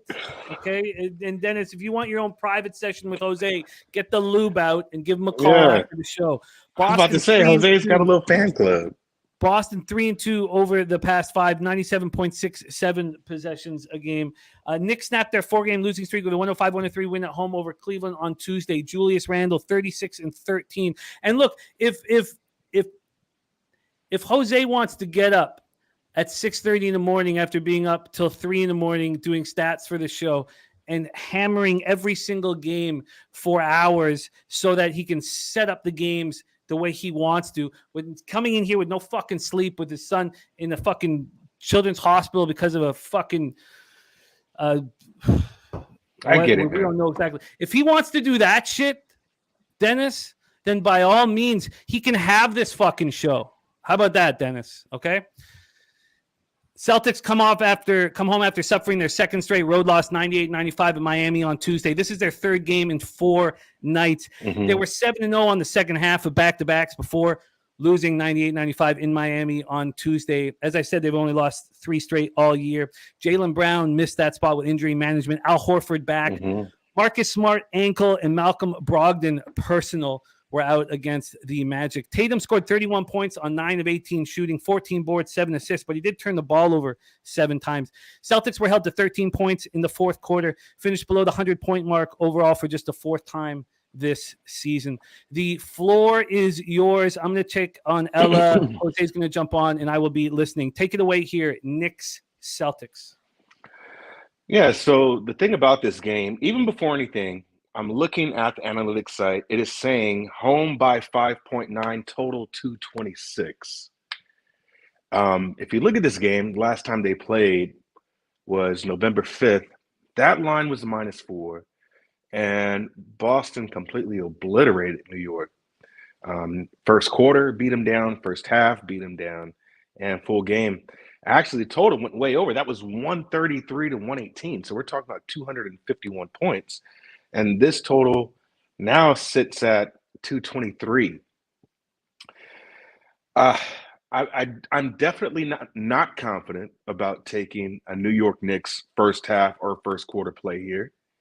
And I feel like the Cavs really dropped the ball in the game that they lost against the Knicks. Knicks haven't been right without Mitchell Robinson. And if I'm right, I don't think Mitchell played the last game. Right. So maybe that between the 3 and 4 and the fact that they got blown out and the fact that they don't have Mitchell, this is a game that Boston should just simply get up for. The only thing that stops me from playing this game is Boston's on their own little slide. They've lost 2 games. Right. So I need to kind of see where Boston's head is at before I just say, okay, this is a Nasty Nate special Boston trifecta here, right? So I know for sure I'm not confident about playing a first quarter, first half for the Knicks, and I know for sure I'm not confident about playing Boston full game, especially them coming off their last 2 losses. Now, for whatever reason, I don't know.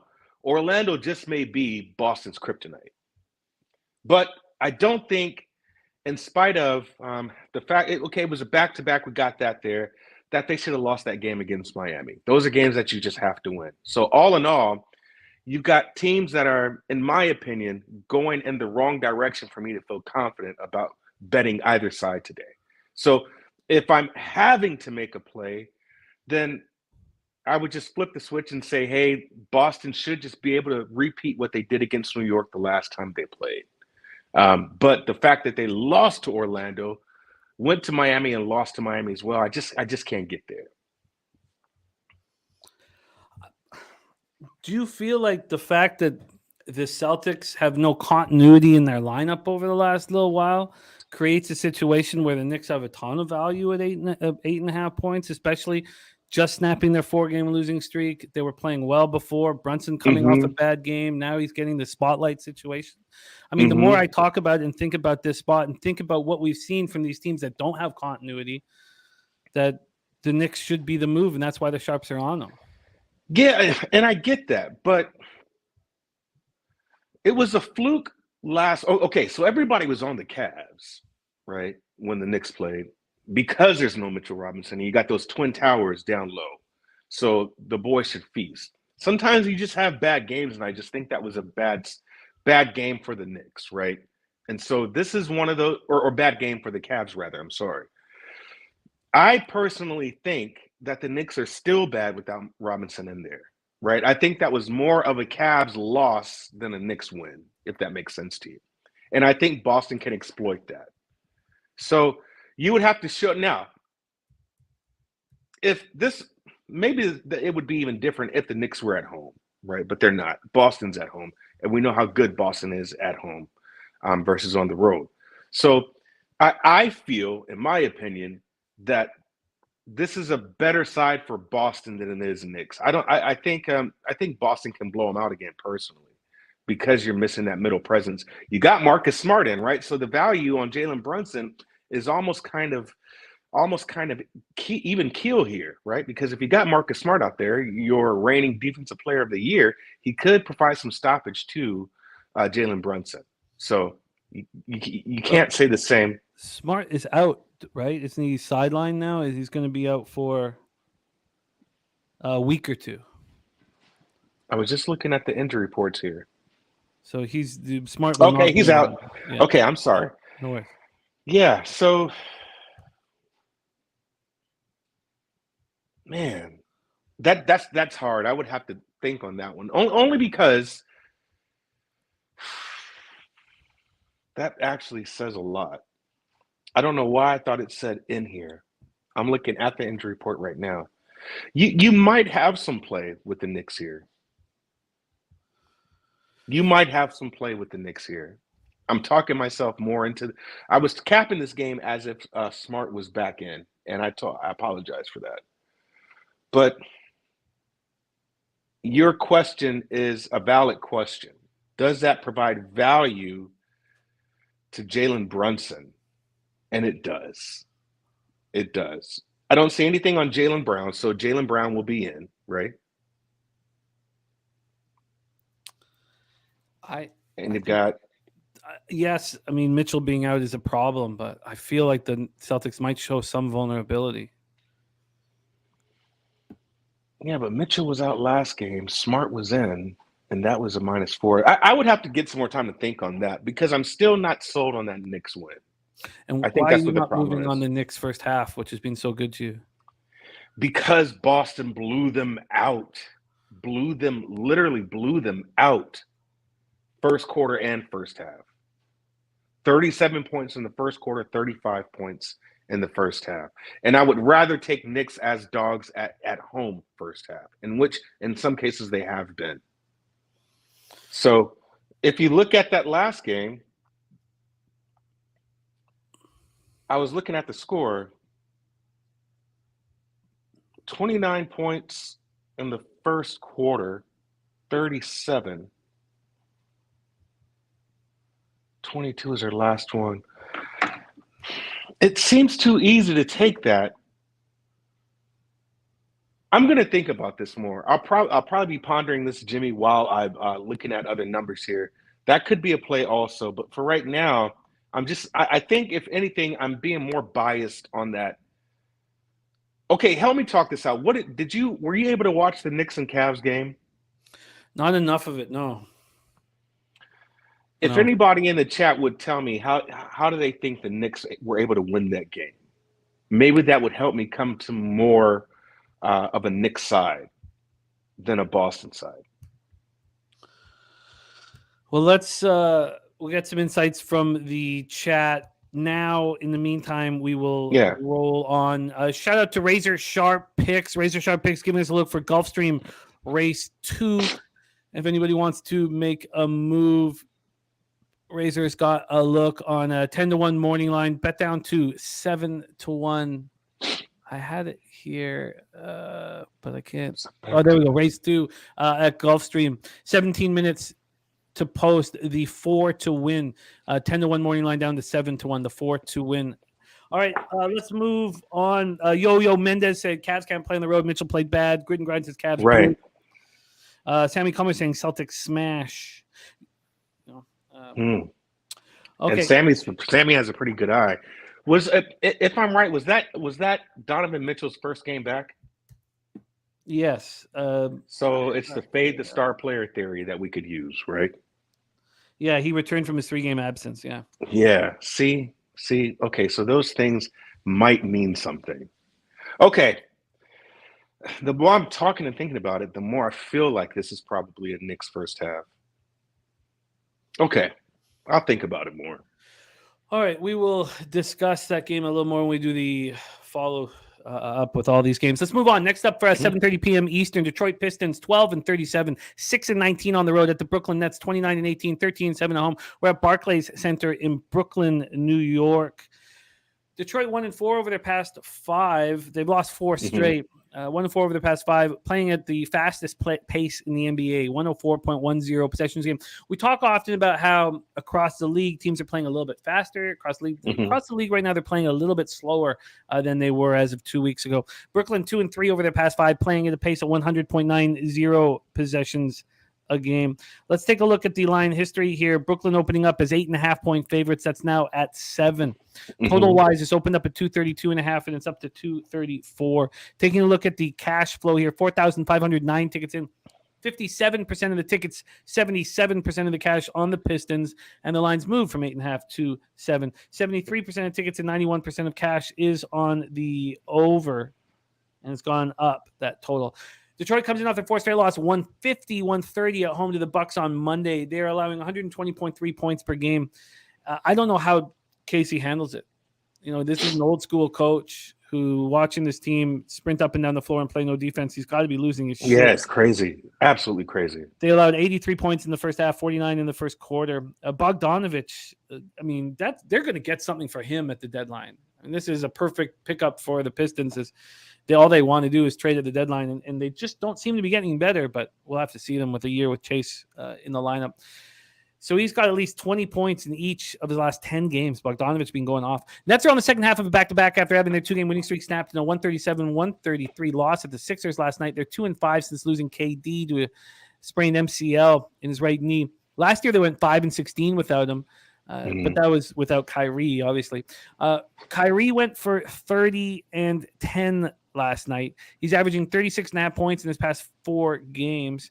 The first 2 games without KD, he was not good. He held to 24 and 15 respectively, but he's been playing at a very high level right now. Seth Curry went for a season high 32. Nick Claxton went for 25 and 11. And the Nets are 11-3 in their past 14 home games. I mean, that doesn't tell a real story because there's no KD in the lineup. Take it away for us here, Daryl. Pistons, Nets. There's a couple of ways you can attack this game. First off, we've got to wait on this one for sure, right? Because we saw the Stars playing heavy minutes, and you just want to make sure that injury report doesn't have anybody on it, and that anybody, specifically Kyrie Irving, and hopefully not Seth Curry as well. The thing that seems most advantageous about this specific game is that first quarter. And I'll tell you why. The total points for the first quarter is 58, right? So if you just looked at it from gambling's perspective, an even number is 29-29, right? That first quarter spread is -2.5 now. And the line itself is kind of telling that it's gone from 8.5 to 7. So does that mean, A, that somebody is sitting? Or does that mean that because Brooklyn was off that back-to-back, Detroit's going to come out here and smash them? Where I see where the advantage is to take the Brooklyn Nets team total over points. Because Detroit right now in their last 5 is dead last in the points allowed in the first quarter, right? They're allowing a whopping 37 points to their opponents in the first quarter. And they're giving you 25 points. They're giving you 25 points. So on average right now, what they're giving you and what they're allowing, you're getting a 61, 62 point first quarter. So those opponent points in this regard, if it's anything at 28, 29 for Brooklyn, take Brooklyn team total points over. Also take the first quarter over total points as well, because it's just something that seems broken right now. They can't fix it. So the 58, I like. If you don't think that this team can give you 26, 27 points and Brooklyn give you 35, 37 points, highly wrong. So I think those are two good spots to look at here. I just want to wait for the injury report. Yeah. Can you make a move on the Pistons without Isaiah Stewart? Not at all. No, absolutely not. He has to be in. Absolutely. He has to be in. And the thing about it also is we understand that it's talking a lot of smack to even bet on Brooklyn against these bigger teams, because Brooklyn is still one of the worst defensive rebounding teams in the league. But this is a perfect spot that you're starting to see the points go down, maybe because Brooklyn's off a back-to-back. We don't know what the injury reports are just yet. But I promise you right now, where it seems to be good money is going to be that over total points for the first quarter, which in this case is 58, and Brooklyn Nets team total points over as well, because they are not stopping a nosebleed at this point, that being Detroit Pistons. What do you see for their team total over? Did they put him at 30, 31 points? They couldn't have. I'll see what Pinnacle has to say. So first quarter team total over? For Brooklyn Nets. Yeah, okay, let's grab that right now. I could give you the Bet 365 look, but I'm sure we'll get in a better number here. So first quarter team total over for Brooklyn, 30.5. Yeah. See, I knew it. I'm going to lean those two directions there, but I just want to wait on this injury report. I see, just to confirm, Brooklyn's has not been yet submitted, right? Is that what you're saying?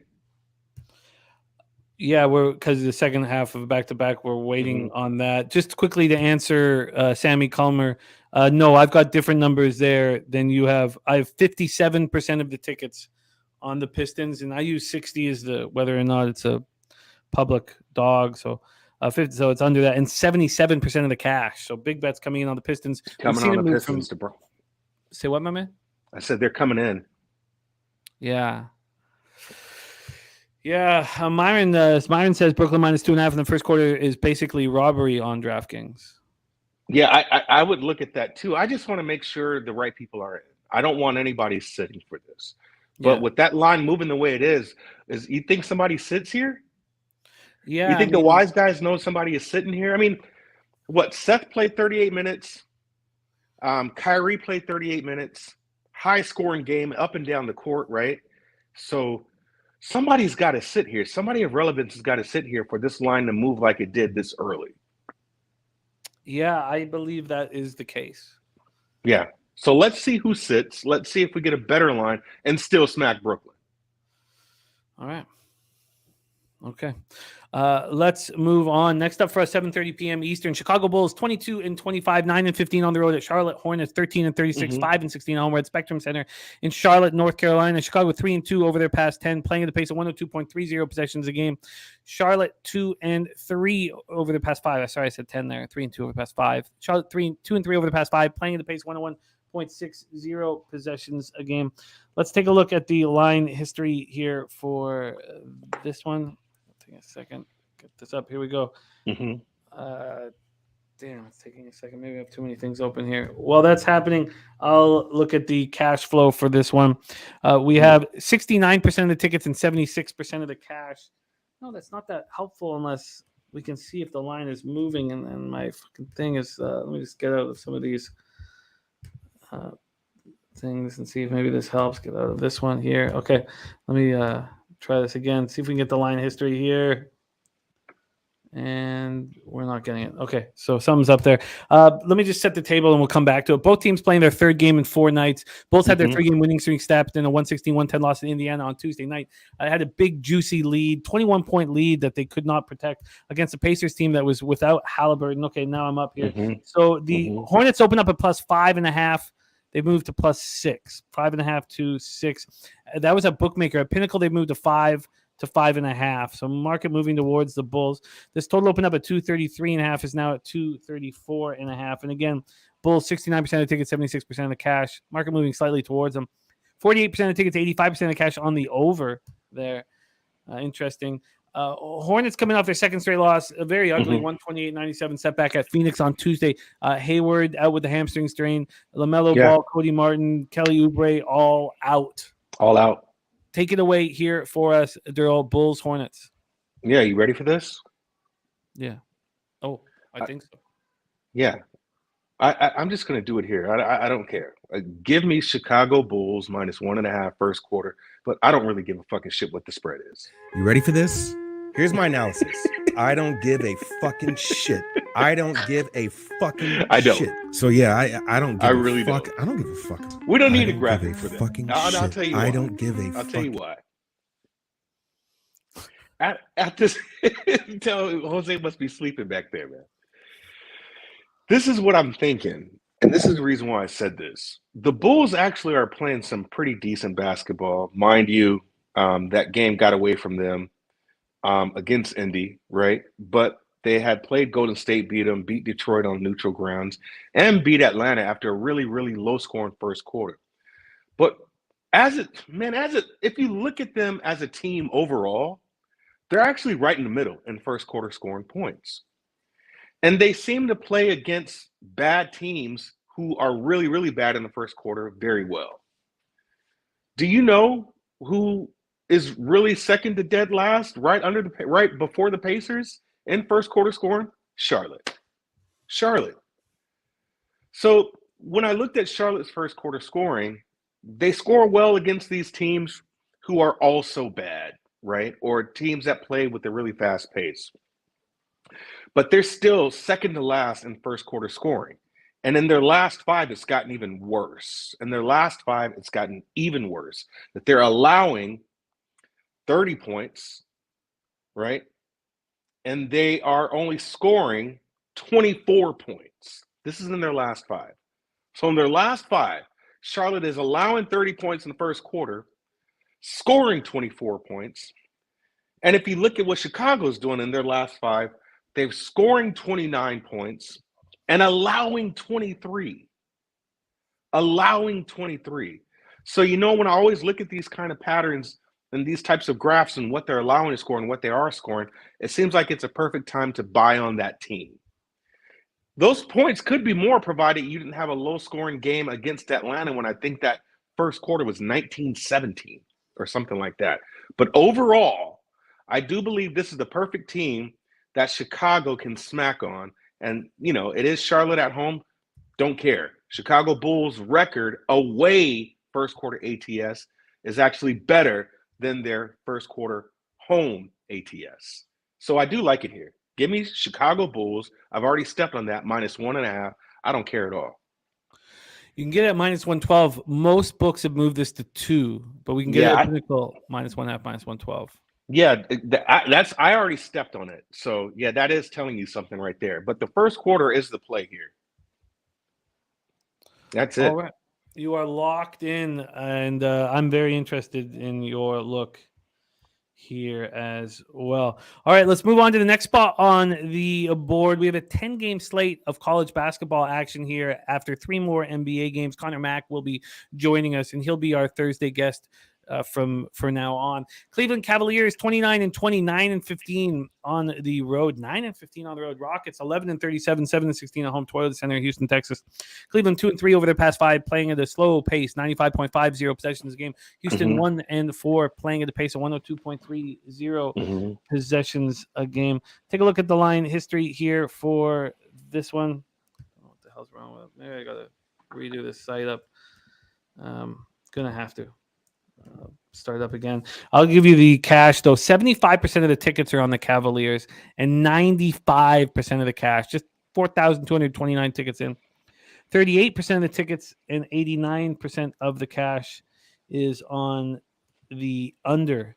So a ton of money on the Cavaliers and a ton of money on the under.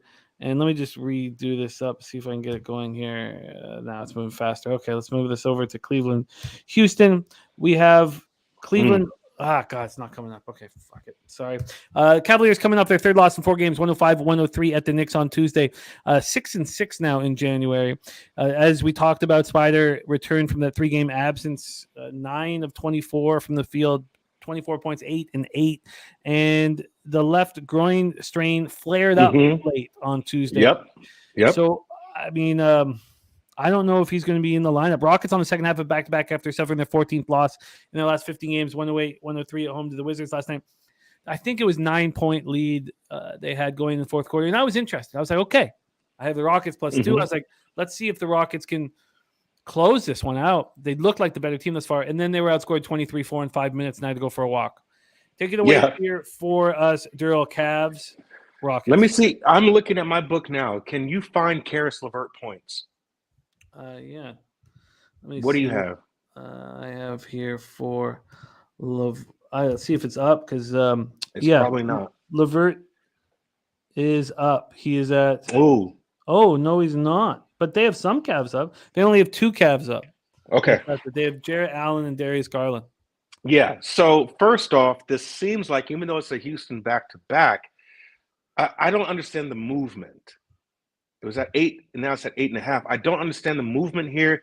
My side really would be a Houston Rockets first quarter play.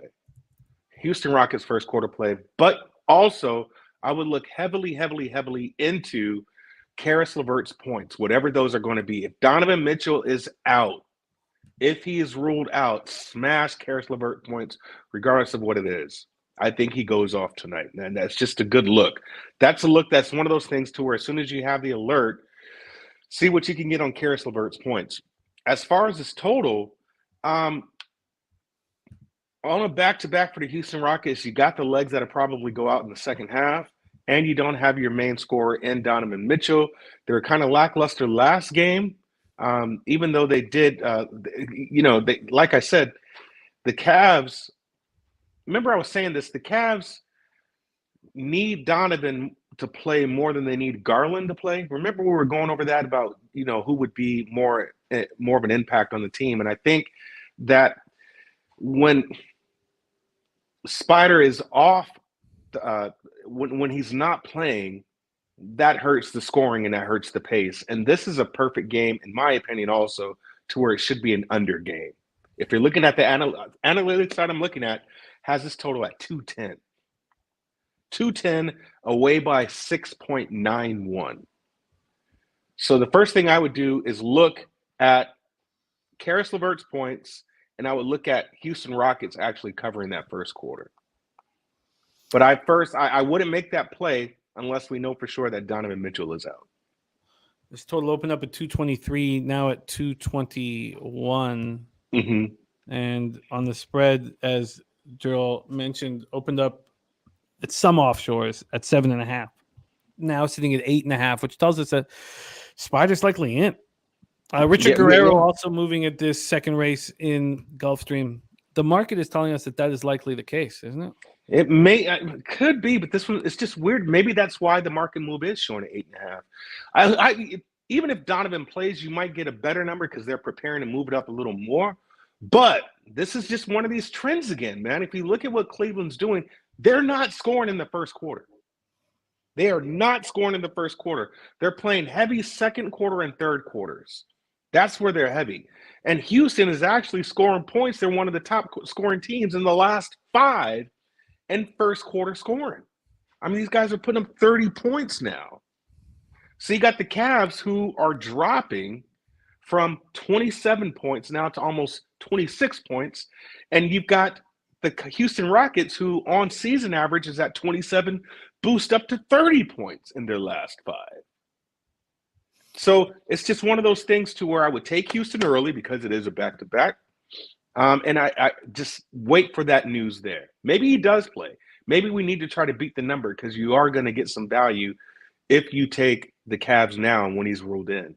And maybe that's why, because I saw it at 8, now it's 8.5. So maybe the wise guys know something. But personally, with me, Jimmy, and I've just been burned specifically too many times this year with these doggone injury reports. It's just so much manipulation, so much. So I want to be sure that I'm sure before I pull the trigger. But this is possibly a good lean on Houston first quarter. And if Donovan doesn't play for whatever reason, jump on Karis LeVert points. Great information from Eric Jones. When any NBA team is favored -6.5 to -9 is a road favorite the last 2 years versus a Southwest opponent with 1 day off, coming in off an Eastern Conference opponent. The over is 12-4, but this is a very slow-paced Cavs team. But the Rockets have sped up. I couldn't believe that fourth quarter. Absolutely atrocious here. Okay, well, let's move on. We'll touch back here, and if Daryl wants to tweet anything out, you know that will be added to his record. Let's move on to 10 p.m. Eastern. Dallas Mavericks 25-24, 8-15 on the road at the Suns. 25-24, but 18-7 at home. We're at the Footprint Center in Phoenix, Arizona. Dallas 1-4 over the past 5, playing at a pace of 96 possessions a game. Phoenix 4-1, playing at a much faster pace, 103.30 possessions a game. We'll start with the line history here for this one. The Suns open up at this is bookmaker. Can I get here we go. The Suns open up as 1.5 point favorites. They're now still 1.5 point favorites, but it's been an 8-cent move towards the Mavericks. At Pinnacle, if you want a +1.5, opened up -105, now -113. From a totals perspective, it opened up at 222 and it's dropped all the way to 219.5. 2.5 point drop there. Taking a look at the cash, 7,286 tickets in, 64% of the tickets and 93% of the cash on the Phoenix Suns, and the market is not moving. And I thought the exact same thing. You know, you have these Suns coming in off their 4th straight win. This is the final game of a 5-game homestand. And I was like, you know what? Let's pump the brakes and talk it out with everybody. But clearly all the big bets coming in on the Suns, and the market 16% of the tickets on the under, but 62% of the cash, and the market is moving there. BJ says all over the Mavs tonight. So I'm fading the Suns, who are still a bad team and on their last game of a homestand before hitting the road. But North Ender leaning towards the Suns. Mike M says the Suns. So let's just set a quick table for Durrell. Mavericks coming off their 2nd straight loss, 127-126 at home to the Wizards on Tuesday night. You think it has to be a bounce-back spot. I mean, if you think you have a game where Luka goes for 41 and you have 2 other Mavs go for 20+, they must win. They did not. Luka went 41, 15, and 6. Powell got 22. Dinwiddie got 20, and they lose to the lowly Wizards playing without Zingas.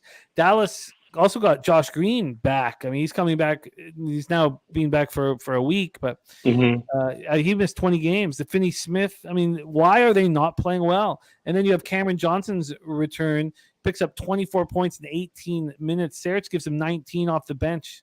Hard to imagine they're going to get that kind of bench input today. Sky Dragon also on Dallas. Sharon Pulliam is on the Suns first quarter. And Wine Time Sports is on the Suns -1. Saturated says Suns for me. Markel says Suns might try and get them tonight. Mavs trash on the road. Eric Jones says Suns smack Dallas at home. Joe Jurkovich on the Suns. So let's hear what Daryl has to say. Take it away, Daryl. Mavs, Suns. Yeah, it's Suns for me here. You know that these games are always personal, right? But, you know, call me stupid because I always just look at the trend and go with it. When one team is trending downward and the other one is trending upward, I'm always going to go with that team that's trending upward. And right now, in the first quarter, the Suns are just doing it, man. They're like the top 7. They're like the top 7 right now. And how they're scoring in the first quarter. Right now, they're going from 27 points for the season average to 32.3. Mind you, still no Devin Booker in there. Where is Dallas? Dallas is in the bottom of the pack. They're like 20th right now in what they're doing. Season average, 29 points. Last 3, 26.3 points. Last game, 28 points. So when you got a team or when you got a spread that's this short as it is, I'm going to go with the team who's trending upward. Remember, Phoenix is always going to play hard because of what happened to them in the postseason against Dallas. Probably what we would consider one of the biggest collapses ever. Would you agree with that? That it was probably one of. Tell me that meme of Luka. Was he looking at Booker? Is that the meme where Luka's just kind of looking at Booker on his knees? Yeah, those things kind of stick out, man. So it's one of those games to where it may not mean nothing to us. It's just a regular season game, but Phoenix will never forget those types of things.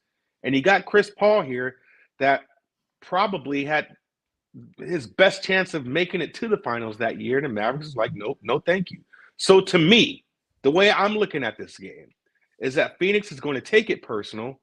It's a game that they have circled, and they're trending in the right direction. And all they got to do is win by a half point in the first quarter. That's all they got to do.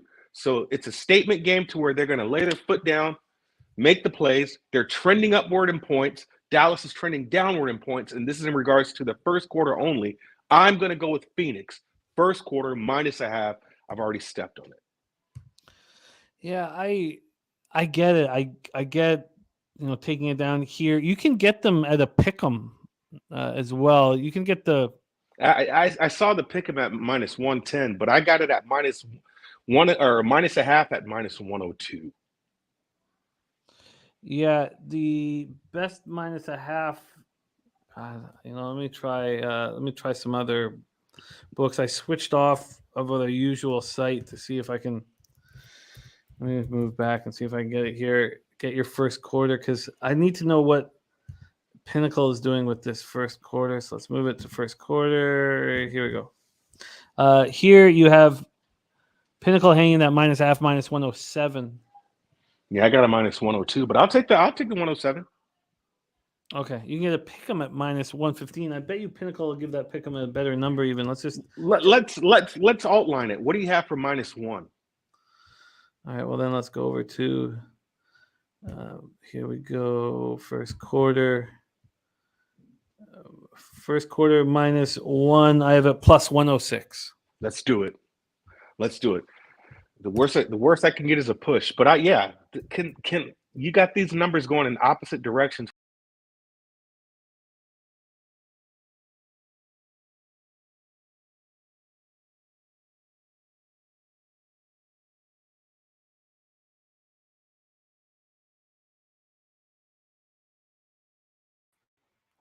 Wow. I don't know what happened. Is everybody still here? Back in action here. I have no idea what happened. We both just got dropped there. Yeah, was that you too? Okay, I thought it was got dropped too. Okay. But we're back. We're back in action here. Okay. I love what you've done by getting yourself a plus 106.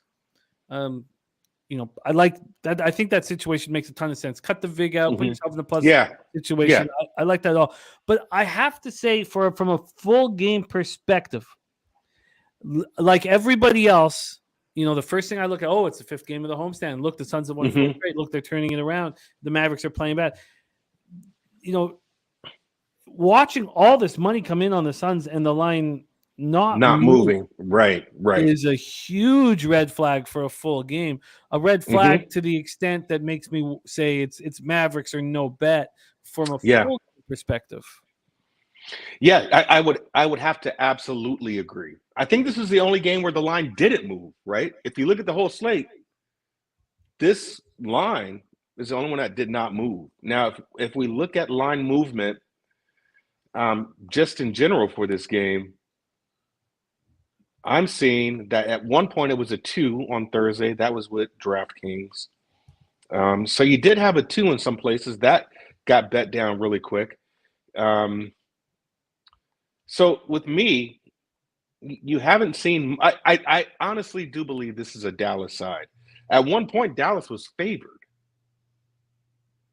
There's been another move in the last few minutes. Right now, if you want the Suns minus 1.5, it's at plus 103. Minus 1.5. Okay, so, this, to me – it does seem like and feel like it's still a Dallas full game, because I think once you kind of get these teams, they're very familiar with each other. We know that, right? So they know each other's habits, they know each other's plays and things of that nature. And ultimately, when it comes down the stretch, I think Dallas can ultimately pull away. But how this game starts off, to me, is a complete Phoenix side. It really is. These guys, they're just a little more adrenaline. You're a little warmed up, and you know you got to come off to a fast start against the team, and which they have to do, and they have to do as of late, especially when you got your players out. Maybe also we don't have the final news on Ayton. I mean, I show Ayton as being probable, right? So he may go, which might have some kind of movement there. But on the flip side, first quarter seems like an absolute winner to me. I just believe Phoenix Suns, the way these teams are trending, and I know I talk about these numbers ad nauseum, but the way these teams are trending and scoring and what they're allowing to score in the first quarter, it seems like a Sun side. Well, let's roll on. Here we go. We roll on. You got that first quarter locked in. This is a final game on the card before we get into NCAA basketball. San Antonio Spurs 14-34, 5-17 on the road at the LA Clippers 26-24, 13-11 at home. We're Crypto.com Arena, Los Angeles, California. Spurs are 1-4, playing at the pace of 101 possessions a game. Clippers now, and I said the Knicks were playing at the slowest pace in the league, but they aren't. The Clippers are actually over the last 5, 93.1 possessions a game, 3-2 over that stanza. Let's take a look and see the line history here for this one. Spurs on the second half of a back-to-back after that. I think a 113-104 loss last night. Clippers opened up at -13, -105. They're now -13 at +101, so a 6-cent move over to the dog. This total opened up at 233, and it's now at 234. Take a look at the cash flow here. 3,133 tickets in, 36% of the tickets and 46% of the cash on the Spurs. Then 44% of the tickets, 63% cash on the under, and yet it's climbed up. Spurs losing to the Lakers last night. Keldon Johnson goes for 25. Zach Collins goes for 16. Their 8th loss in 9 games, 11th loss in 13 games. Clippers come in off their 3rd straight win, 133-115 at the Lakers on Tuesday. Kawhi and Paul George now both healthy and both playing. Luke Kennard out for 3 weeks. John Wall, he's been out for 2 weeks. And Marcus Morris Sr. left the game with a rib injury. Take it away for us here. Daryl, final game on the board, Spurs, Lakers. Yeah, they looked like world beaters against the Lakers, didn't they? But then I realized that Ty Lue just has a Lakers number, man. I think he's beat them 9 times in a row. 9 times in a row. So looking at how this game goes, I do believe this is a spot, and I know it sounds weird saying this, but you also got to wait for this injury report, right? This number is high, and it's high for a reason, because you got Paul George and Kawhi Leonard back out there playing. But personally, I do believe the Spurs can hang with them first quarter, first half. I do believe that.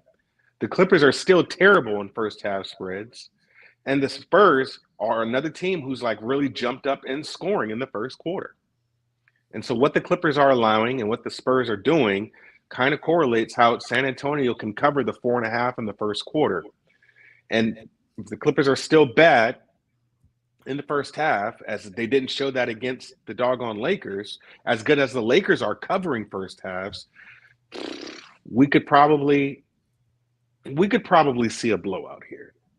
We probably can. So personally, the way I would attack this game is San Antonio Spurs first quarter, and then look at the Clippers full game.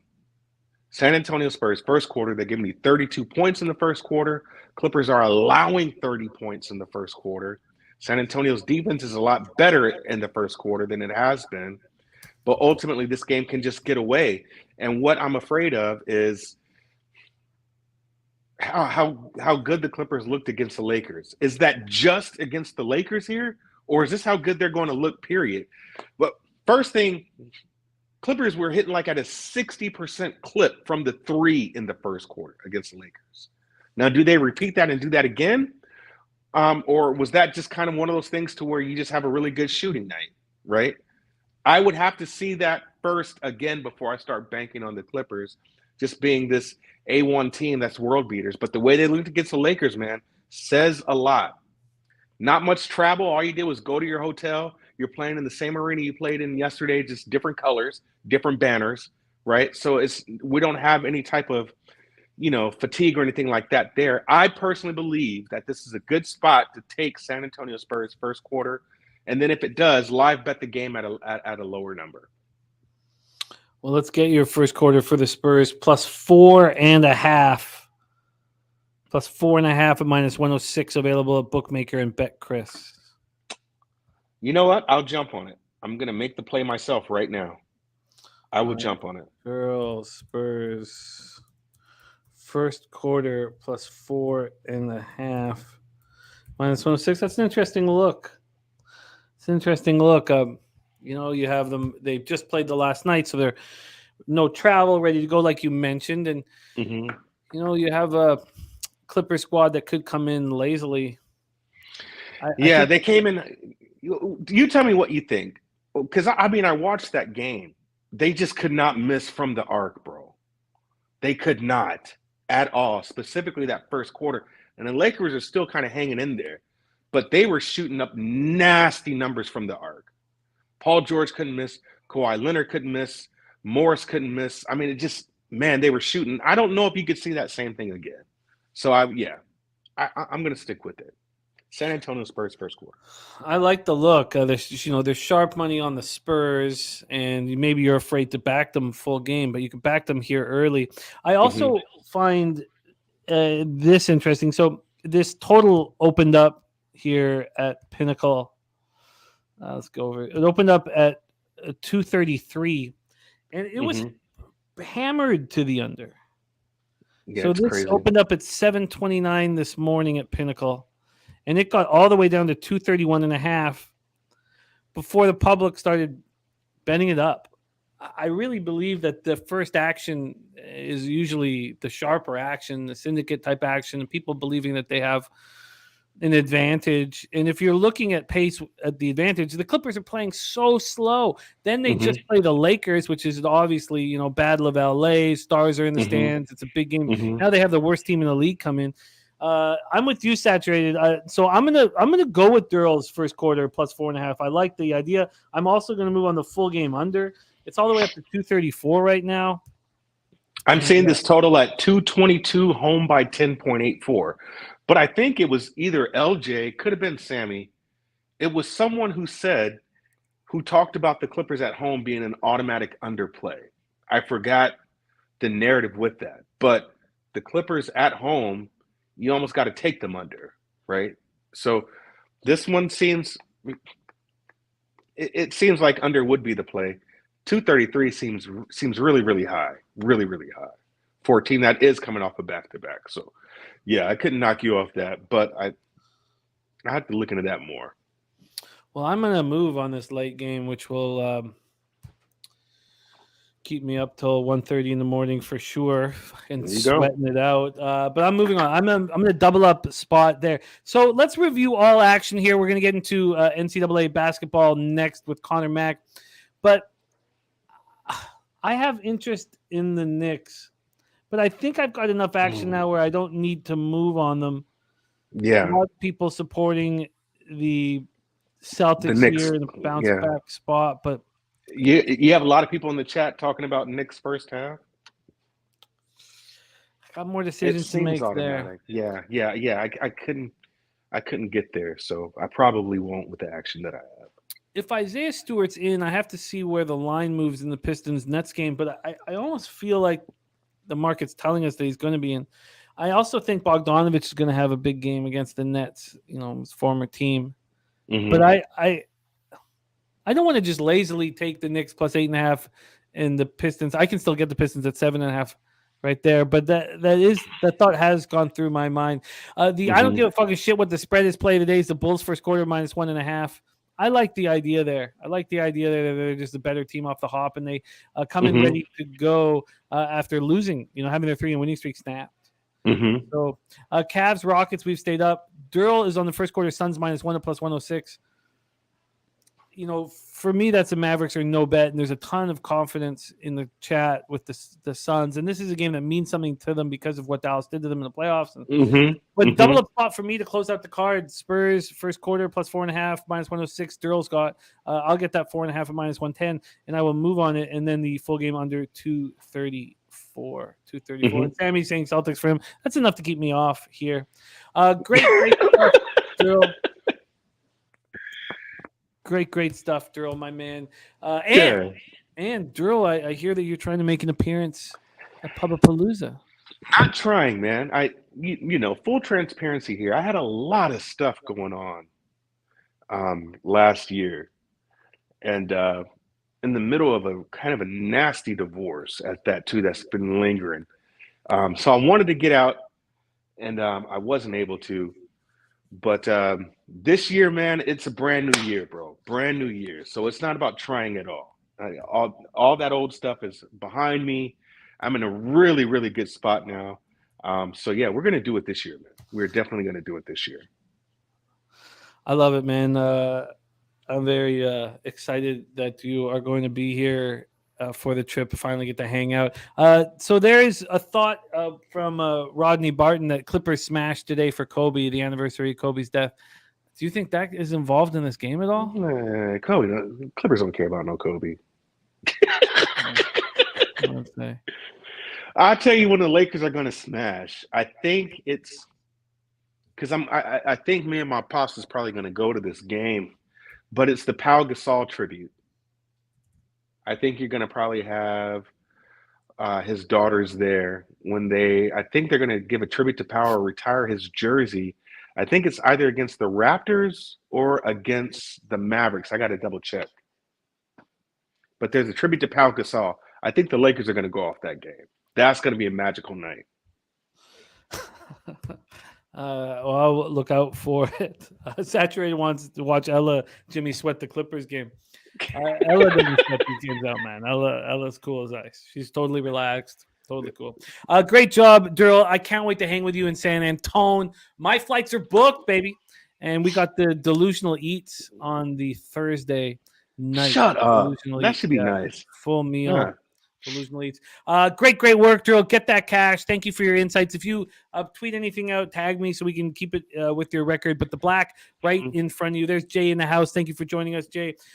Get that cash, Daryl, my guy, and follow our guy Daryl on Twitter at It's Daryl. Daryl, any last words for the Cappers supporting the show? No last words, man. As always, I'll be back here later on today. Maybe I might have another play, but peace and love to everybody, man. I hope you guys are doing well and continue to do well. Be healthy and well this year. Love you, brother. Love you too, my guy. There he is, Daryl in the house. We move on to NCAA basketball, and this cash train just fucking rolling. 2-0 last night. USF first half +3. Texas A&M first half +2.5. Cash. We're on a really nice run. We're just a shade under 60%. I mean, that's I've not done this in college basketball before, and I'm excited. 69 wins, 47 losses, 59.5%. plus 17.35 units, ROI plus 14.96%, and average line is minus 110 for me. Slow Jams Arsenal says Wolverines -5, sprinkle money line. We will discuss that, but first let's welcome the college basketball expert here on Pub Sports Radio, making his debut with us on Thursdays, and you will see him on Thursdays moving forward. And what timing? February, March. This is when we need you, C-Mac, and this is when we got you. I'm very excited having you here on Thursday. A lot of our chat's very excited having you here on Thursday. So this is where you can find C-Mac. Also, Thursdays are huge cards. So C-Mac and I pick out 10 games to break down, but there's 80, 90 games. So today, for net profits, at 5 p.m. Eastern, you will see C-Mac and Bobano, and you get double dipping with C-Mac here in college basketball. How are you, my man? I'm good. How are you doing? Double dipping. Double dipping. Double dip, guys. Come on. Okay. I'm excited. I'm excited about having you here. I'm on the best run, I think. I mean, this has certainly been the best season of my college basketball career right now. And, I love it. Yeah, it's fun. It's exciting. So let's just keep it rolling. We have picked out 10 games of action here. So I'll just give you guys a heads up of what we are going to be talking about. Any other games that you want to see, you'll see Bobano and C-Mac today at 5 p.m. So just an idea for the schedule. We start with Middle Tennessee, Florida Atlantic, Iowa, Michigan State, Troy, Louisiana, Then we talk Purdue, Michigan, and that is our live bet stream tonight, hosted by Dabby Cab, Purdue, Michigan. Then we talk UC. Then we head west, really. UCLA, USC, Colorado, Oregon, Utah Valley, Southern Utah, Arizona, Washington, Arizona State, Washington. Oh, sorry, that was Arizona, Washington State, Arizona State, Washington, and Utah, Oregon State. So we have 3 games that start at 11 p.m. Eastern. So your late night action set up for you right here. Betting with the Bag with Connor Mack joining us. Let's get right to work. Let me set this up here to college basketball. And let's go. We start at 7 p.m. Eastern. The Middle Tennessee Blue Raiders, 13-7, 6-3 in the Conference USA at the now number 21 ranked Florida Atlantic Owls on an 18-game winning streak, 19-1, 9-0 in conference. But Middle Tennessee coming off their 4 straight wins, 68-51 at Louisiana Tech on Saturday's 3.5-point dogs. They looked very good here, and this is a huge, huge opportunity for them playing a ranked opponent. Let's go over to the line history here for this one and the cash flow. Line history-wise, we have Florida Atlantic. I know, let's start with Pinnacle. Florida Atlantic opening up at -9. That's exactly where they are right now, -9. There's been a 7-cent move over to Middle Tennessee. Let's see what BetOnline did with this, as we know they came out in the afternoon yesterday. Same deal. They have a less move to Middle Tennessee, but still a move to Middle Tennessee. Totals-wise, BetOnline opened this up at 137. It's now 135. And at Pinnacle, they opened up 135.5 to 135. So not a lot of movement here at all. Let's see if there's very little cash flow to lead us into anything here as well. We have line value given to Middle Tennessee here, about 33%, I would say. 3,566 tickets in, and 66% of the tickets are on Middle Tennessee State. So 66% of tickets. So we have a public road dog, 79% of the cash, no help in the totals market. Florida Atlantic comes in off a 67-59 win at UTEP as 5.5-point favorites. Take it away. And Ryan Mueller says FanDuel's moved it to 8.5 over at FAU. I think I see a few popping up, but just a couple. I think it was going to move that way, but just to let you know. So interesting. Okay, so there's some half. So people, at least the market's trusting some of the money coming in on Middle Tennessee Blue Raiders. Take it away for us, CMAC. A little Conference USA action. Floor is yours. Yeah, a little Conference USA action. Middle Tennessee has been really good lately, like you talked about. 1-4-0. I had them against UAB. No Walker, obviously, in that game, but went to OT. They won it. FAU, who's been just great. This team keeps not only winning and just covering, Jimmy. It's like 11, they win by 13. UTSA 16 scored, they win by 19. Detroit, it was 10.5, they win by 11. They've just been getting by, so it's hard to go against them in this one. Some of the stuff I go through, like shot quality, there could be some regression with FAU just because how good they've been winning and covering. I thought this line to me was a little bit too high. I had this more around 7 and 7.5. So I like to see that it's come down because I'm leaning here with Middle Tennessee. I think they can hang around in this basketball game. It's just tough to go against FAU. That's why I'm on the fence here. Yeah, understandably so. I mean, Middle Tennessee, this is one of the biggest games they've had at their school in years. And when have they had a Conference USA, the team running the way Florida Atlantic is, and now you get to go to Boca Raton and see if you can take them out. Troy says when FAU has a spread bigger than 8, they are undefeated against the spread. Wow. And we have the public all over Middle Tennessee and only a half-point move. So I can understand the trepidation. Is this a Middle Tennessee or no move, though? I think so. I don't blame anyone, though. FAU wanting, they just keep winning and they just keep covering, and then coming off the 3 games on the road, they come back home here. I just like how Middle Tennessee's been playing. I thought, this was 9-10 that they could hang in this ball game. I wanted to go through here real quick. I was trying to look up earlier. They had a bad loss at home to North Texas. No, not even that bad. That was 5. I was trying to find a bad loss, even on the road. But obviously, this is a class. They lost to Charlotte by 15. This is a class here with FAU, I think. So tough one. I am leaning the points though in this one. FAU, real quick. FAU too. One of the other things I went through, a very good first half. I think they're, right around 30th. So, these guys that love first half, maybe if you think they come out back here at home, you don't want to lay the 9 and take them first half. Okay. Well, I guess, the fact that this is such a public spot has me hesitant. Troy saying Middle Tennessee hasn't got more than 4 points all year. Now they're getting 9. And no move for me here on this one at this point. But we'll take another look at it. There's Big Show picks in the house. Let's move on to the next spot on the board. 7 p.m. Eastern, Iowa Hawkeyes 12-7, but just 4-4 in the Big Ten. At the Michigan State Spartans 13-7, 5-4 in the Big Ten. Head to East Lansing, Michigan, the Breslin Center for this one. Why don't we start with the line history here for this one and the cash flow as well. Iowa, Michigan State. This is a big one. Let's get over here to the action. Here we go. So Iowa opening up as 2.5-point dogs. They got down to 2. That was the first move at Pinnacle, and then right back up to 2.5 an hour and a half later. And then they got up to 3-point dogs. So they're back at 2.5. They're right back where they started. We'll take a look at BetOnline, what they've done with this. BetOnline opened this up at 2. Now it's at 2.5. Totals wise, BetOnline opened this at 148.5, and there was a massive drop. A 3-point drop. 3-point drops aren't usually cash, they're injury. This went from 148.5 down to 145.5 at 10:38 this morning. A 3-point drop. That's pretty big at BetOnline. Let's see if Pinnacle did the same thing here. And they did the exact same thing. But even they moved at 3.5 points from 148.5 down to 145. So a big drop here. Alex Hills, great to see you. Keon Jackson says Iowa money line.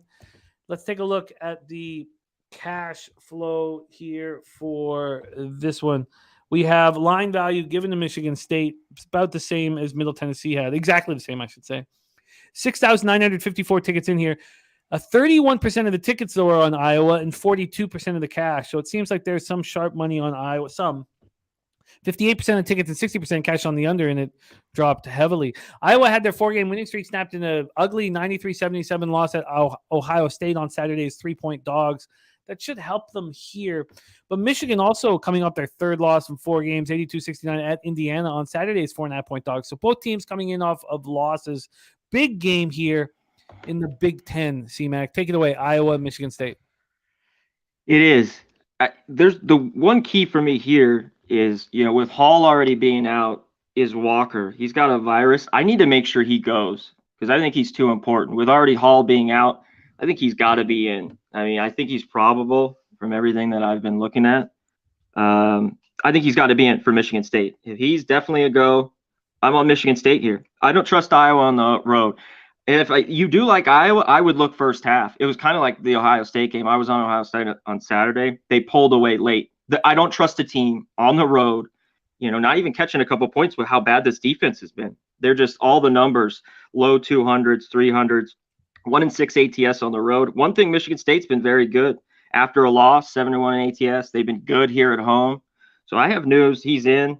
I'm going to lay the short number here with Michigan State at home. And I get why the total has come down, just slower paced team, but they should be able to score. I think they can get to 70, maybe 75 against this Iowa defense.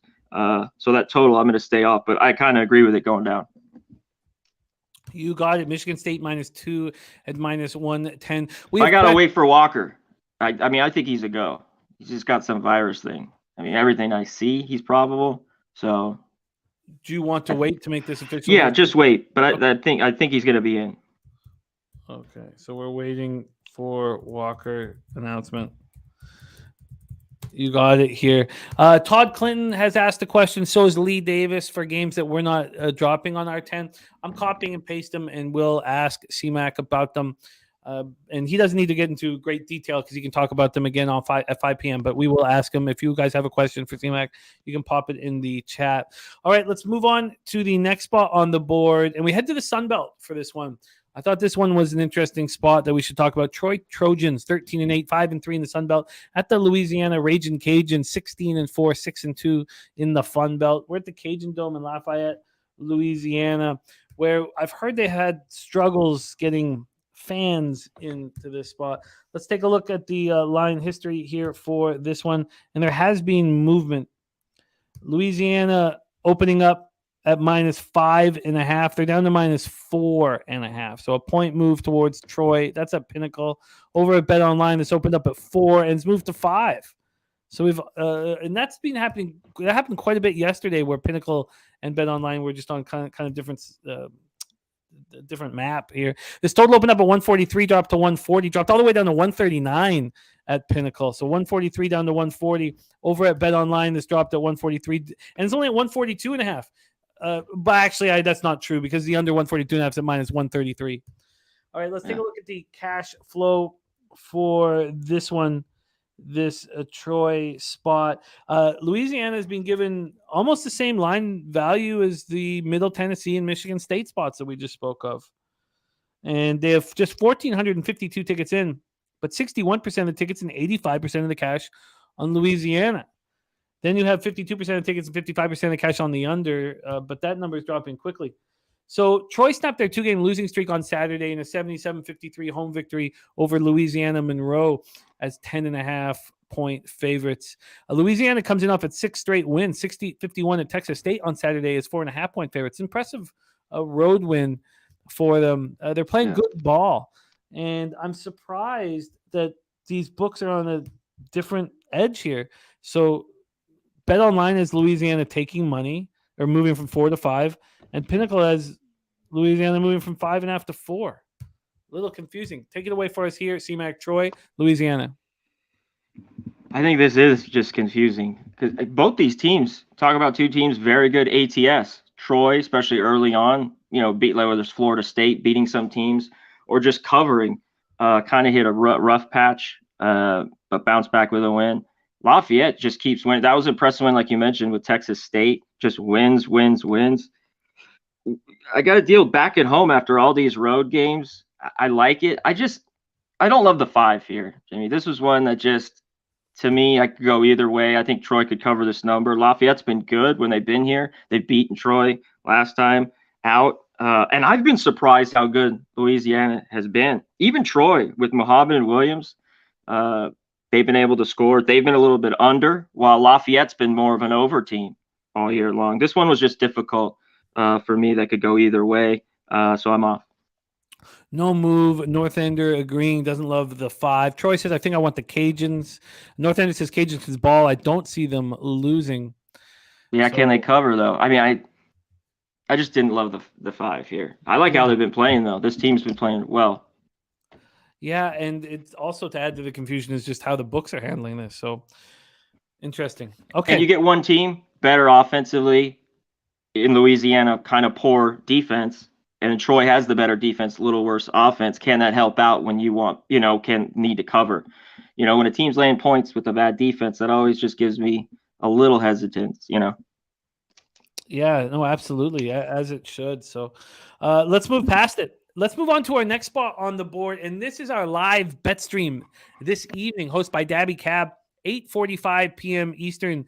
This will be available for you guys to get that cash right here on Pub Sports Radio. Purdue, number 1 ranked Purdue Boilermakers, 19-1, 8-1 in the Big Ten. At the Michigan Wolverines, 11-8, 5-3 in the Big Ten. We're in Ann Arbor, baby, for this one. Let's take a look at the line history. This opened up Michigan +5 at home, -108. This got to 5.5 for a little bit, but it's come back. So it's right pretty much where it started. There's been a 3-cent move to Purdue at this number. Totals wise, it's opened up at 136, -110 to the under at 716 last night at Pinnacle. Has not moved a cent. Bet Online opened it at 136 yesterday at 3:30 p.m. and it's not moved 1 cent. Wow. Sharp lines are being developed here in the big conferences at this time of the season. Let's take a look at the cash flow for this big one. Let me get it up here. Michigan has been given enormous amount of line value. In fact, some of the biggest line value on the entire board from Sports Insights. Wow. I mean, we can go over the teams that have been given the most line value. Yeah, rip it. Michigan. Okay, here. This is on the entire card at this point. And there's a bunch. Yesterday, it was very few. They're all around the same, around like 60% line value. App State, Wright State, SMU, South Dakota State, Oregon, which we'll be talking about here shortly, Michigan. Mm-hmm. Michigan has the most. Washington and Washington State have a huge amounts of line value, and Eastern Kentucky. For the small schools, Queens is the only one with the. And Eastern Kentucky for the small schools. Eastern Kentucky and Queens. Okay, so let's get back to this spot here with Michigan receiving all of this line value here. Where the hell is it? Sorry, so many games. Here we go. So 8,967 tickets in for this one. 77% of the tickets on Michigan and 91% of the cash. All of this money on Michigan, and the line is not moving towards them. 60% of tickets, 56% of cash on the under, and that line's not moving. Purdue comes off its 6th straight win, 58-55 at home over Maryland on Sunday's 9-point favorite, sort of an underwhelming victory. Michigan bounced back from its 64-58 loss at Maryland by beating Minnesota at home. Is it a bounce back? They beat them 60-56 on Sunday's 12-point favorite. So both teams coming off underwhelming victories. Take it away for us here at CMAC. This is our live bet stream right here on Pub Sports Radio. Purdue, Michigan. I don't think it's moving, just as Purdue team's been so good. They're 19-1, number one team in the country. That's why people, I think, want to be on them. I think if you like Purdue, take them early. They've been pretty good. One of the best first half teams in the country. They have the size. The problem here for Michigan is on the boards. Purdue, just 7th, and defensive first, offensive rebound 7th. Michigan, 312 defensive rebounding. I mean, they could just get killed there. But I think full game, you look the other way. I mean, if you like Purdue, maybe look at them early. I think Michigan, there is value there. It's tough. I haven't liked Michigan all year. I bet them one time, Jimmy, when they beat up Maryland, not the second game, that first game on a Sunday. I haven't bet them since. But I think it gets them here. I think you've got to have Howard's son in, Jet Howard. I think he makes too many plays, forward. I think he averaged about 12 a game. He sat out that last game, or he barely played. Let me double check here. He's got a concussion, I believe. Hold on one sec. I thought I had it pulled up. Yeah, hold on right here. Yeah, I think he was in and out. I have to double check. He had 2 assists, no points. And before that, 34, 16, 13. He needs to be in, I believe. So for me to be on Michigan, but that's where I'm looking here. Full game. I think there is some value with Michigan, a team that I haven't really wanted all year long. All I have to say is when you're the number one team in conference, you go on the road, you got a target on your back. And that's why I'm liking Michigan here. I see the value. So you're going to wait to get the information on Howard. So this will be a 5 p.m. sort of a more information in. All right. That's Slow Jam says Wolverines 9-1 last 10 against Purdue. They have number. Been good. North Ender says Michigan is so dependent on the Dickinson. And BJ says Pretty will smack Michigan. They have nothing for Zach Edey down low at all. Is Dickinson nothing for Zach Edey? It'll be tough, but I think at least they have him there to do something. One thing with Purdue, they've been able to win ugly lately. Low scoring and holding teams down. Minnesota can't score, which is tough. I was on Michigan State. They went out there, and I was on Ohio State where they exited that victory out 71-69 a couple weeks ago, and Ohio State blew it for me, and Ohio State went on and lost a bunch. But Michigan State lost a 1 point last week, I believe the 16th, and covered, though. I think they were 4-point dogs at home. I see something and especially Purdue, so good on the glass, but this team isn't great shooting it. But that has sometimes, TCU doesn't shoot it well. Purdue, not great shooting the 3, but they just get it inside and can score and are so efficient, get the job done. So tough for me here, but I'm leaning Michigan full game. The points. A lean towards Michigan. What do you think, just for all the cappers who are going to be joining us tonight for the live bet stream, what do you think of this total that hasn't moved a cent? It's tough because Michigan, too, another thing I think Howard needs to be in. Look at these last 2 games, 58 and 60. I mean, this has just been ugly. When at times, I think in more sloppy defense, they could play to an over. I don't want the total. And Purdue, the last few, just nutted up and been really good defensively. I lean under, but especially in a Big Ten game like this, conference game. But I don't think I'll be on it. All right. Well, that's a big game. And now let's talk about the biggest game out west. 9 p.m. Eastern, your number 8 ranked UCLA Bruins coming in off having their 14-game winning streak snapped by Arizona. We were on Arizona for – that was the Saturday spot. What was I thinking when we were back to Arizona here off a loss? I did not bet them on Saturday. We're at the Galen Center in Los Angeles, California. Bruins 17-3, 8-1 in the Pac-12. The Trojans 14-6, 6-3 in the Pac-12. We all remember when these two teams played each other, and that was, in UCLA. And UCLA or USC had sharp action on them, and I couldn't back them. And UCLA destroyed them in the first half, took their foot completely off the gas, and only won 61-59, and the Sharps covered with USC. Let's take a look at the line history and set a very quick table here. This game is 9 p.m. Eastern. I'm very excited about watching this one. USC opening up as 5-point dogs. They got to 4.5. How long did they spend at 4.5? They spent 12 hours. Or about 11 hours at 4.5, and then came back to 5. That's at Pinnacle. So opening up at 5, closing at 5. Over at Bet Online, opening up at 5 and moving to 4.5. And they moved to 4. They moved to 4 in the first minute this was available at Bet Online. So from 3:26 p.m. to 3:27, moved a point towards USC. And totals-wise, this opened up at 130 at Pinnacle. It's now at 132.5, but this got up to 134.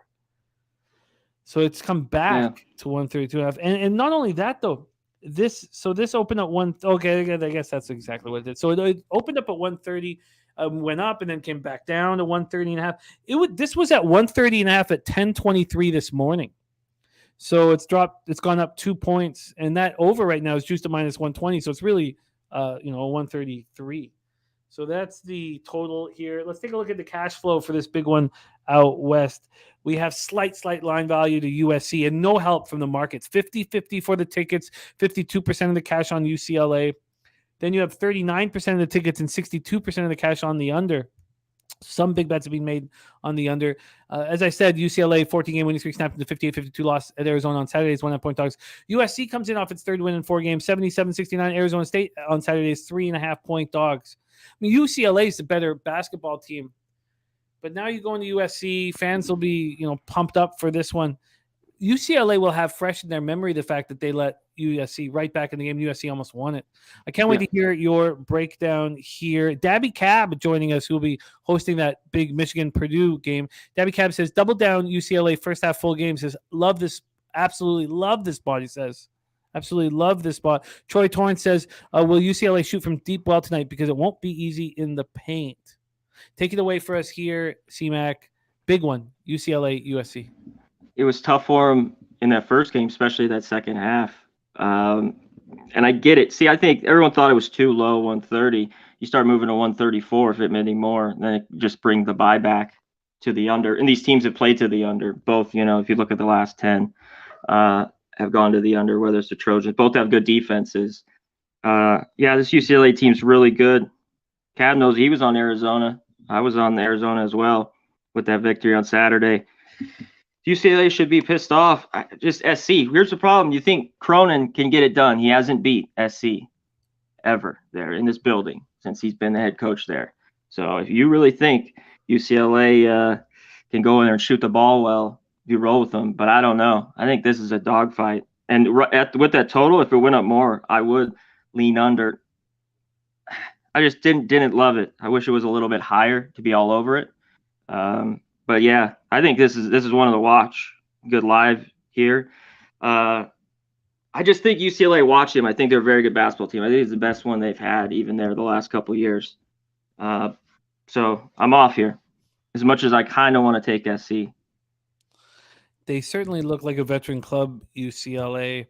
Wine Time says this is a game to watch and not bet. I don't know if that's possible. Don't know if that's possible. Dabby I'm doing it. Dabby Cab liking For now. UCLA here. USC is playing their best ball of the year right now. Mm-hmm. And, it's impressive what they've done lately, on the road. And God, this is a big, big basketball game. We're getting no help from the market. Market just kind of keeping things even. If I wanted to force a move in here, I would say the fact that this moved immediately towards USC at both BetOnline and Pinnacle, bigger at BetOnline, would tell me that USC is going to keep this game within 5 points. I agree. So I guess I lean towards USC. I wish UCLA had blown them out in that basketball game. They didn't. I know. Two teams played. It just was one of those tough games. Tough shooting, especially against the Arizona team that hasn't showed a ton of defense all year. And it just got into this low scoring kind of slugfest. What was it, 56-52, I think the final was on Saturday? 58-52. 58-52. Yeah. Okay. I kind of lean to USC full game, but it would be crucial to get the 5. I think so. There's a few 5s out there, yeah. Yeah, I'm interested in it. Don't want to be going heads up against Cab. I'm going to put some question marks beside it, but this is a USC or no bet for me. Let's move on to the next spot on the board. We stay in the Pac-12 for this one. Colorado Buffaloes 12-9, 4-6 in conference. The Oregon Ducks 11-9, 5-4 in conference. Very disappointing season from the Ducks. Let me find this spot here on the board. Here we go. So Oregon opening up as 5.5-point favorites. They moved to 6.5 at Pinnacle. Over at BetOnline, Oregon opened up as 5-point favorites. And even this one moved initially towards Colorado before bouncing back. Oregon right now at -6. This total opened up at 139.5 and has dropped to 136.5. So we've had a big drop there at BetOnline, 139 up to 136. And over at Pinnacle, this opened up at 139, has also dropped to 136.5. Okay, so let's take a look at the cash flow. We already discussed that Oregon had enormous line value, some of the biggest line value, according to Sports Insights, on the entire card. 2,012 tickets in. 48% of the tickets and 57% of the cash is on Colorado, though. So you're not getting help there. Then 17% of tickets are on the over and 61% of cash, but they keep dropping that number. They keep dropping it. So interesting. All right, so let's talk about the spot. We're in Eugene, Matthew Knight Arena. Colorado snapped their 3-game losing streak with a 58-55 win at home over Washington State on Sunday as 5.5-point favorites. Oregon had their 2-game winning streak snapped in a 71-64 loss at Stanford on Saturday. They were 3.5-point favorites there. Take it away for us here, C-Mac. Colorado, Oregon. Yeah, for Oregon, it seems like they're playing a bit better basketball. I think they do have a little bit of value here. The problem is I don't want to lay points with such a basketball team that's sloppy with the basketball. They turn it over. And a guy like Richardson, who last game, he can't have a bad game. He just can't score 5. He's got to be big for them to be in this because he's carried them multiple times. I agree with the total. I missed it a little bit. I think this is an under. Remember that first game in Colorado, which isn't good. They get lost 68-41. I remember that January 5th. That was a beatdown. I think there's a little revenge. And this is a Babano, Oregon this time of year, turning it around. So that's my lean here. I just don't love it. I don't want to lay 6.5 with an Oregon team I don't trust. I don't trust them from the free throw line or with the ball. But that's where I'd look here and under. And sharp money, some bigger bets on Colorado would also give me pause to take the big favorite. Troy, I can easily answer your question, how USC are no bet when you got UCLA coming off an L. UCLA came off a loss where they were the underdog against a team that some think could be a number 1 seed. True. It's because it's hard to win on the road. So I don't see as UCLA dropping the ball. When a team drops the ball, so UCLA loses a tough road game, and now they have another tough road game. So that's not a screaming bounce back spot to me at all. I agree. I'm not saying that beyond them to bounce back. It just, to me, that doesn't scream bounce back spot. If you lose as a favorite, well, then you're champing at the bit to get back in. So, especially Jimmy in a huge rivalry. This is UCLA SC. And Cronin hasn't won there. There's just there's a whole lot of stuff going into it. Yeah, Dabby Cab says UCLA gonna smash, and don't forget when UCLA went to Maryland. UCLA, the Sharps were on Maryland. They killed it. And and UCLA, was huge there, and the Sharps were on Maryland. So it's going to be a fun one. But I'm going to stick to this plan of USC or no bet. So here, Oregon, 330th. They shoot 30% from three, and they shoot 68% free throws. That's just not really what I want, to cover the 6.5, really, I hear you. It's just no, and maybe if you got the 5 here. Let's go. All right, let's keep rolling here. Troy says personally he feels that all the L's he's taken in his life in competitive sports, it's always a bounce back spot off of L. I think that L's come in all shapes and sizes personally, but I hear you. Let's move on. 9 p.m. Eastern. I really wanted to talk about this game. Found it a fascinating one. We head to the WAC. Utah Valley Wolverines 16-5, 7-1 in conference at Southern Utah Thunderbirds 14-7, 6-2 in conference. We're at America First Events Center in Cedar City, Utah. Let's start with the line history here for Utah Valley. And this was a game I really wanted to discuss. And everything is the market's moving exactly the way I expected it to. And I expect to move on this one as soon as this show is over. But I wanted to talk it out because that's been working. Talking it out with everybody before moving.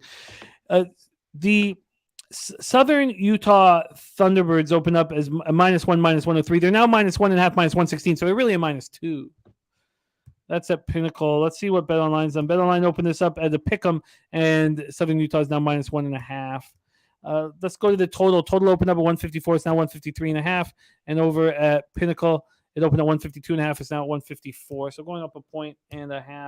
Take a look at the cash flow. Please correlate with how I want to bet this. They've given Southern Utah line value, but the big bets have come in on Utah Valley, which is going to throw a wrench maybe into my plans, maybe. 48% of the tickets, 75% of the cash is on Utah Valley. Southern Utah, 52% of the tickets and 25% of the cash. Damn it. So close to everything correlating. 67% of the tickets, 70% cash on the over. Utah Valley comes in off its second straight win, 76-74 at Grand Canyon on Saturday's 3-point dog. So we know that the Wolverines can travel. We know they're a very good basketball team. Southern Utah had their 4-game winning streak snapped in an ugly 81-60 loss at Seattle on Saturday as 1.5-point dogs. So this is the spot that I'm talking about, Troy. Here, you lose by 21 points at Seattle. Your 4-game winning streak stops because you got stomped on and you shot 1 of 25 from 3. That's when I talk about how all L's come. That will not happen tonight. I want Southern Utah Thunderbirds badly. I want them too. badly here. I wished everything correlated. And I still may pull the trigger here. I would love to hear your breakdown. I'm excited about this game. Take it away, Utah Valley, Southern Utah. That's where I want to look. You know what? I think the biggest key why you're getting just the resistance, it's just how good Utah Valley's been, especially on the road. I think that's only it. If they have a couple losses, they consistently go on the road, and win. And, claw out these games. That's what I think is just holding it back from my eyes, because I think this is a bounce back. Southern Utah. Always want them here at home. Great shooting team. Before they went on the road, I had them the 2 games before that. They covered easily. Number 2 in the country, 86 points a game. And this team can shoot it. They can score. Problem is, they were just horrible on the road. And you know what? That's why I don't want them on the road. I want them at home. I think they play a lot better. I was looking at this, though. Utah Valley seems to come and close late. I was maybe doing this first half or split it to Southern Utah shoot so much better right away after being so bad, and they're always so much better here at home, or splitting it. That's what I was thinking here, because that's where I'm looking is Southern Utah. I think that it almost has to be a first half bet now, just because it doesn't all correlate with some sharp action on Utah Valley. And I think that if you said Utah Valley are just simply, they're a better team than Southern Utah, I think that would be arguable and possibly true. The fact is that this is a bounce back spot, a screaming at you.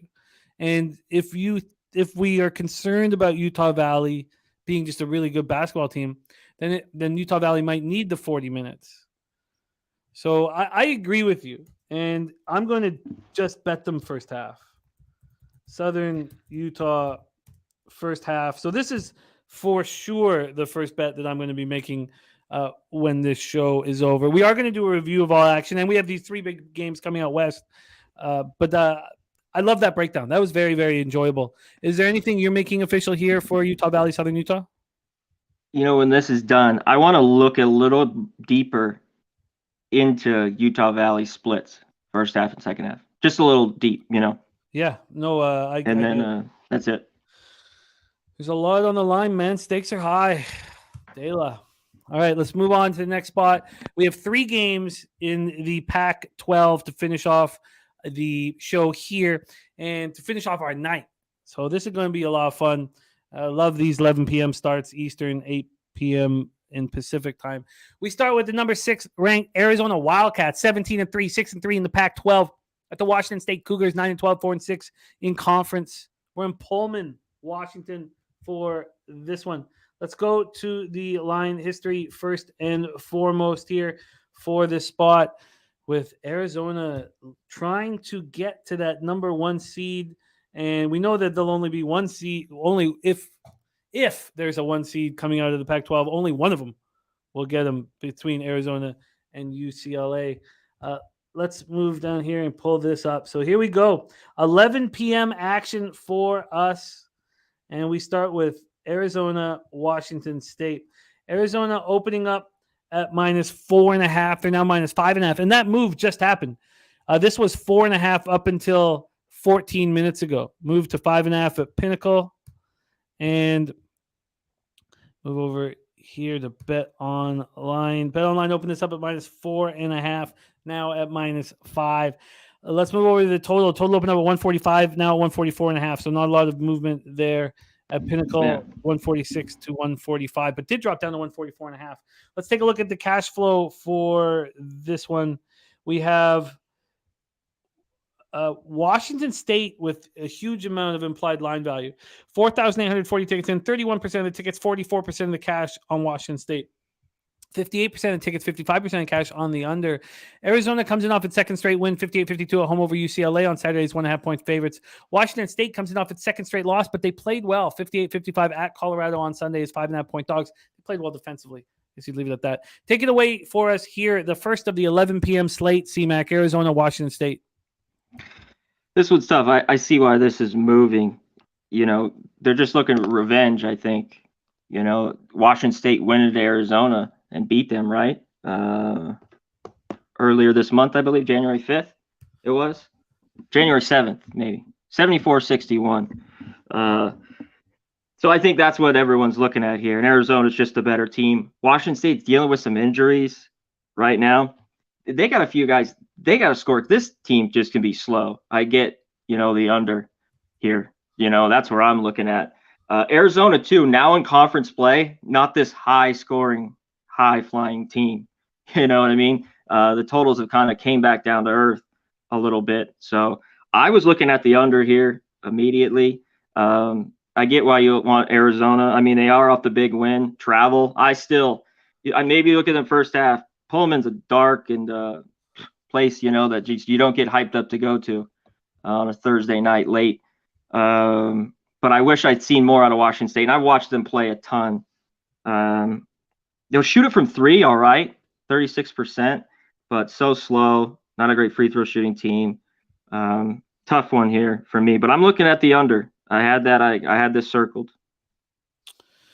I had Washington State in that game first half against Arizona, and you're right. That's got to keep me off backing Washington State again.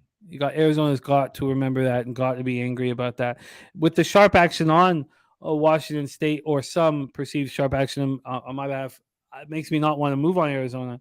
But then if this game is full of passion, then the under should be in business here. And I like your idea about Arizona slowing down in conference from what they've been doing. And we go back to this spot 58% of tickets, 55% of cash on the under, but at least the market a little concerned with it. I think the under is going to be on my card. Do you want to make you want to make the under official as well? I'll get back to it. Okay, possible under for CMAC. Okay, let's move on to the next spot in Washington, but we head to Seattle for this one. My Washington Huskies in action, 12-9, 4-6 in conference. At home to the Arizona State Sun Devils, 15-5, 6-3 in conference. Let's take a look at the line history for this one. Here we go. Oh, shit, sorry. Back to Southern Utah. I'll move over here. Okay, let's take a look at the line history here for this one. This is going to be a fun one, a very fun one. Arizona State at Washington. Arizona State opening up as road favorites. I truly don't know if they should be trusted in that situation here. And, of course, we've already talked about the line value on Washington. Let's go over to Pinnacle and see what they had. Pinnacle opened this up with Washington plus 2.5. They're now at plus 2. The initial move was towards Arizona State. Arizona State became 3-point favorites, but that is no longer. Let's see what BetOnline did here. BetOnline opened this up at 2, and it's now 2.5. Also moved to 3 at one point.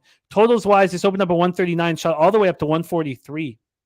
So 4-point move towards the over. We talked about Washington having a huge amount of line value, almost the most on the entire card. 1,936 tickets in, 36% of the tickets, 55% of the cash on the Huskies. Then 39% of tickets, 57% cash on the under, but the total has been climbing. Arizona State comes in off its second straight loss, 77-69 at home versus USC on Saturday as 3.5-point favorites. Washington had their 3-game winning streak snapped in a real ugly 86-61 loss at Utah on Saturday as 8-point dogs. Should be a bounce back spot just because they're on their home floor. Take it away for us here, CMAC, Arizona State, Washington. This was one that I looked at. It's already moved, and I didn't bet it. I liked all these Pac-12 unders except this game, and it's already moved to the over. 2-3 points. Both these teams just seem to get there, especially Washington. And both these teams don't score well. They're just kind of quicker pace. They're kind of be sloppy with the ball, especially Washington. But they seem to get up and over the total. I do like Washington a little bit at home. I needed more points with them. I thought this was too short. I just wanted, 4.5. And you know what? I think we would have got more. These back-to-back losses at home for Arizona State against SC and UCLA, I think kind of hurt it. That's why it's a lot shorter. But, yeah, I'm off this completely here. Now I leaned the over, but it's already moved.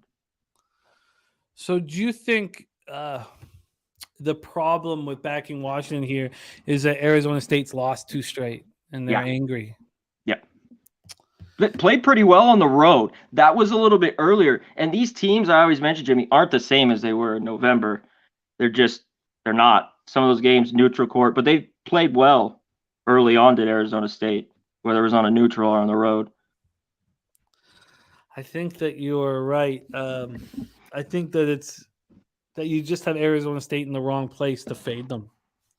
Even if your plan is to fade them, it's just this would be Washington or no bet, but this is not the type of situation I want to fade Arizona State on. Okay. We'll stay off that spot. Our final game before we take another look at all of them with a quick walkthrough before we close out the show. 11 p.m. Eastern, Utah Utes, 14-7, 7-3 in the Pac-12 at Oregon State Beavers, 8-12, 2-7 at home. We're at Gill Coliseum in Corvallis. Man, is this Utah Utes team a Jekyll and Hyde show from home and road? Yeah. They're such a great bet at home, and we that was another spot where we faded Arizona. The first time Arizona's first loss of the year was in Utah. Let's take a look at the line history here for this one. Utah now out on the road. Let's get over it. Here we go. Utah, Oregon State. So, Utah opening up as 8-point favorites at some books. Pinnacle opened them up at 7 and moved Utah to 7.5. But this got up to 8. Let's see what BetOnline opened this up with. BetOnline opened this up at 8, and it's been bouncing all over the place. The first move, though, was towards Oregon State, which is who I want to bet. I'm sure people know that this is my situation with Utah. Fade them as favorites on the road and back them as dogs at home. This total opened up at 130. It's now at 129.5. Let's take a look at the cash flow for this one. Just sec, sweetheart. We're almost done, my love. Just okay. 10 more minutes. Eight more minutes. How about that? Here we go. We have Utah, 1,426 tickets in, 71% of the tickets, 80% of the cash on Utah, 38% of the tickets, 90% of the cash on the under, but it doesn't seem like the books are too concerned. Utah, a public spot right now. This is just screaming at me to bet Oregon State. Utah comes in off in the 86-61 victory over Washington, at home on Saturday's 8-point favorites. Probably feel good about themselves. But Oregon State, they're not a good basketball team, but they snapped their 6-game losing streak. They were 3.5 point dogs Sunday at California. They win 68-48. They beat a bad basketball team, sure, but they probably feel better about themselves. Now they come home to Corvallis against a Utah team that just doesn't show out on the road. I would like to bet Oregon State here. Lucas Ryan loving this over. Take it away for us here, CMAC, Utah, Oregon State. Yeah, I don't want to mess with the total.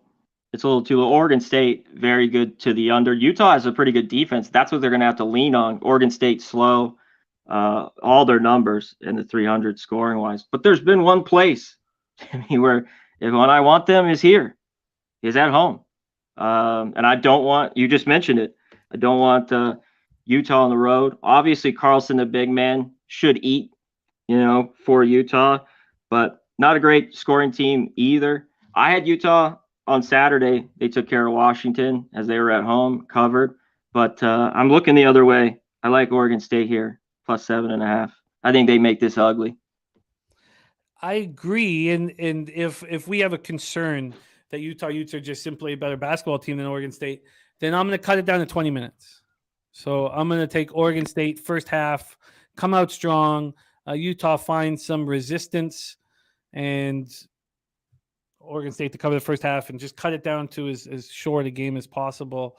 So that's my move. I'm going to move on Oregon State first half.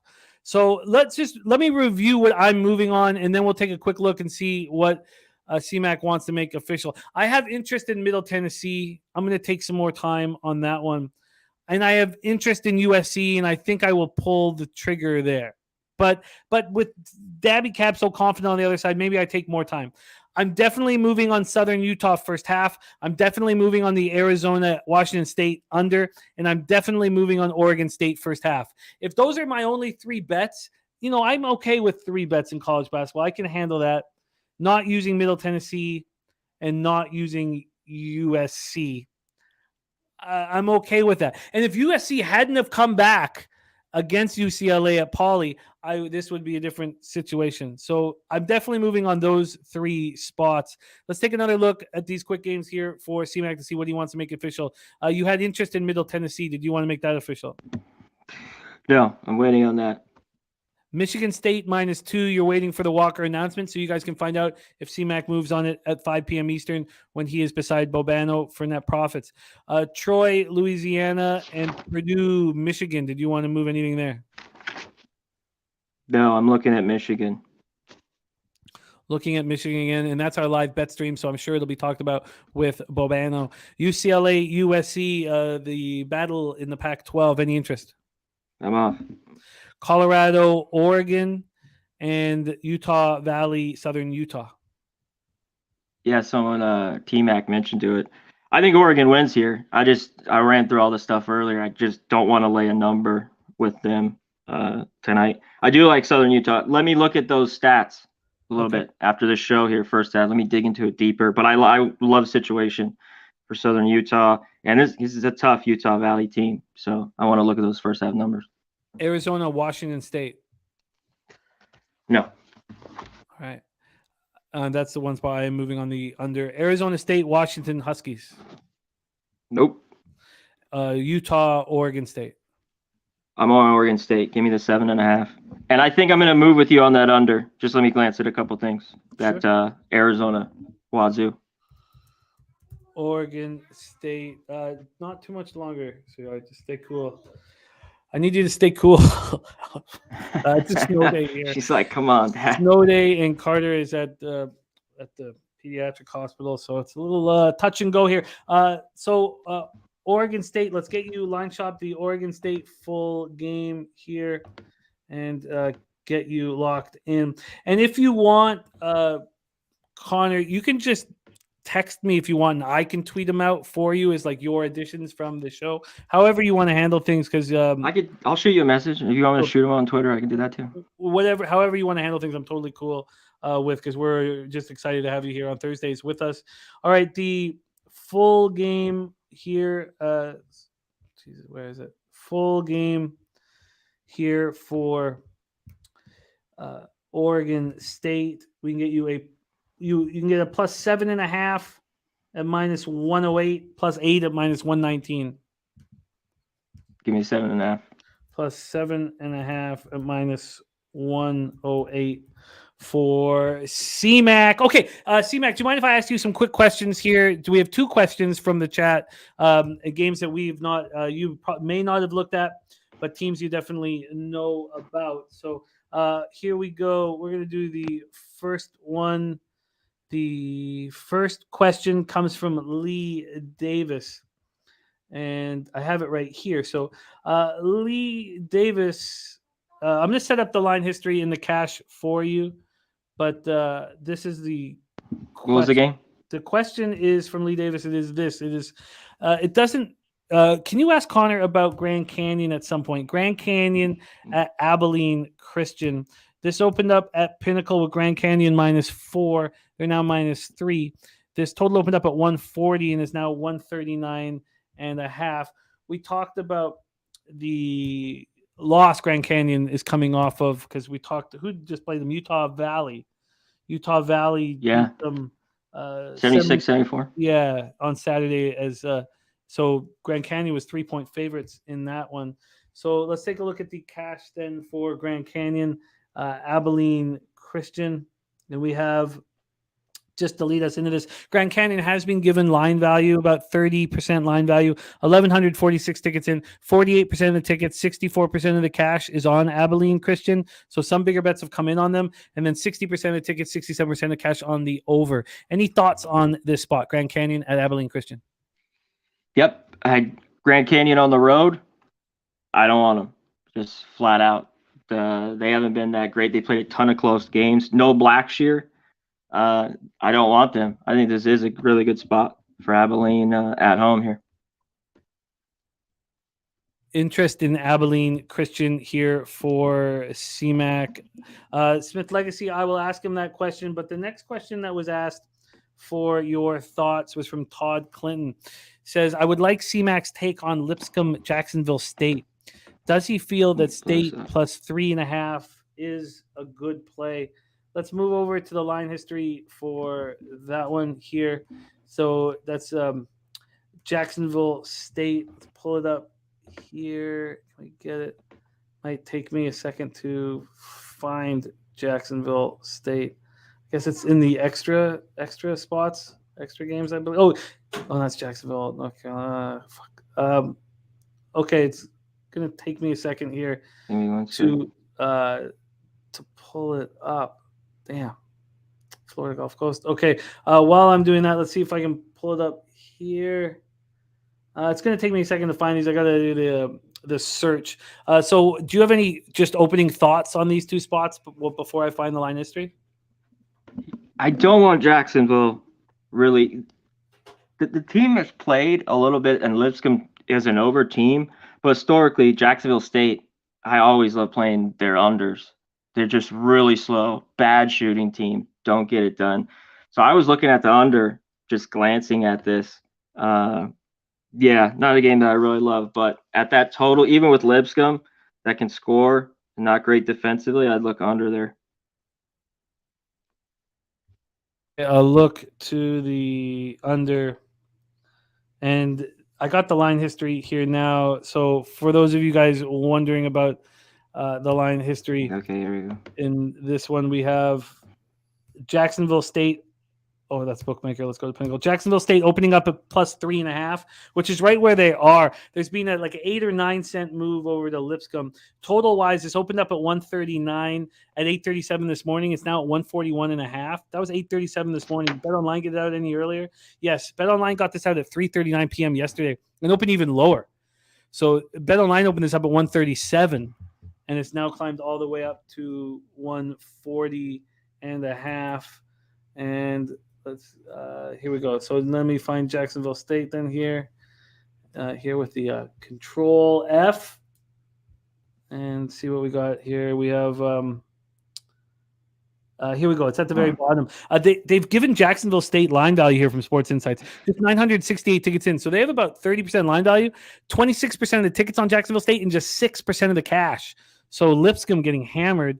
And then for the total, only 40% of tickets are on the over, and 77% of cash is on that over. So real quick, yeah, Jacksonville State too. As I talk about on our team, they played Stetson 87-81. I mean, if you think they can if they just go like that, it will fly over. I don't trust them offensively though. This team is very bad. But Lipscomb, not the greatest defensive team either. So that's why I was looking under.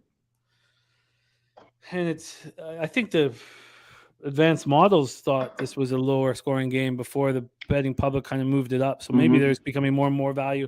Okay, the very last spot here comes from Smith Legacy. He wants thoughts on UAB, Louisiana Tech. So let me see if I can help here with some line history. UAB opening up as 8-point favorites. Opening up as 8-point favorite. Oh, God. Pinnacle opened them up as 9.5-point favorites. So this got opened at 7:14 p.m. last night. UAB was 9.5-point favorite. So that's been bet down to 8. We go over to Bet Online. They opened it up at 8, and that's where it's been. There was some slight movement to 8.5. That's it over there at Bet Online. And this total opened up at 152.5, has dropped to 149.5 at Bet Online. At Pinnacle, it opened up at 151.5, has dropped to 148.5. So we have a lot of movement here. A lot of movement on. I think that's Walker news, Jimmy. I think that's just with him. They're not sure if he's going to go. I don't think he does. I'm not sure though. So everything I think's going off that he might not go again. And maybe if he goes in, this moves too. Maybe it goes back, not only the total, but the line. With him out, they're not the same team. They still can score. They're better defensively. I just do not want to lay points with him, not with Walker. With Walker out, I'm not going to lay a number with them. Makes sense. Let's just see if the cash is going to be right along with that here. Can I fucking, God, what a pain in the ass. I'm not going to be able to pull up the, here we go. Finally. Okay. We have line value given to UAB at this point. 1,477 tickets in. 59% of the tickets are on La Tech. 59% of tickets, 61% of cash. And then the total, 91% of the tickets are on the over, and just 72% of cash is on that over. So it looks like there has been sharp money that's moved this total from 151.5 at Pinnacle down to 148.5. So there you go. There is our question and answer period. Thank you for real quick. Yeah. La Tech too, Jekyll and Hyde kind of team. Just they've been inconsistent all year. I've been surprised at some game, and other times they've gotten blown out. They've not been a consistency, this team. It has been great having you here on Thursdays, and this is where you can find CMAC doubling up. That's probably better than double dipping. Doubling up on the Thursday here with us to close out our Thursday shows, and then the big 5 p.m. show, 5 p.m. Eastern. Thank you, CMAC. We have a huge weekend of football.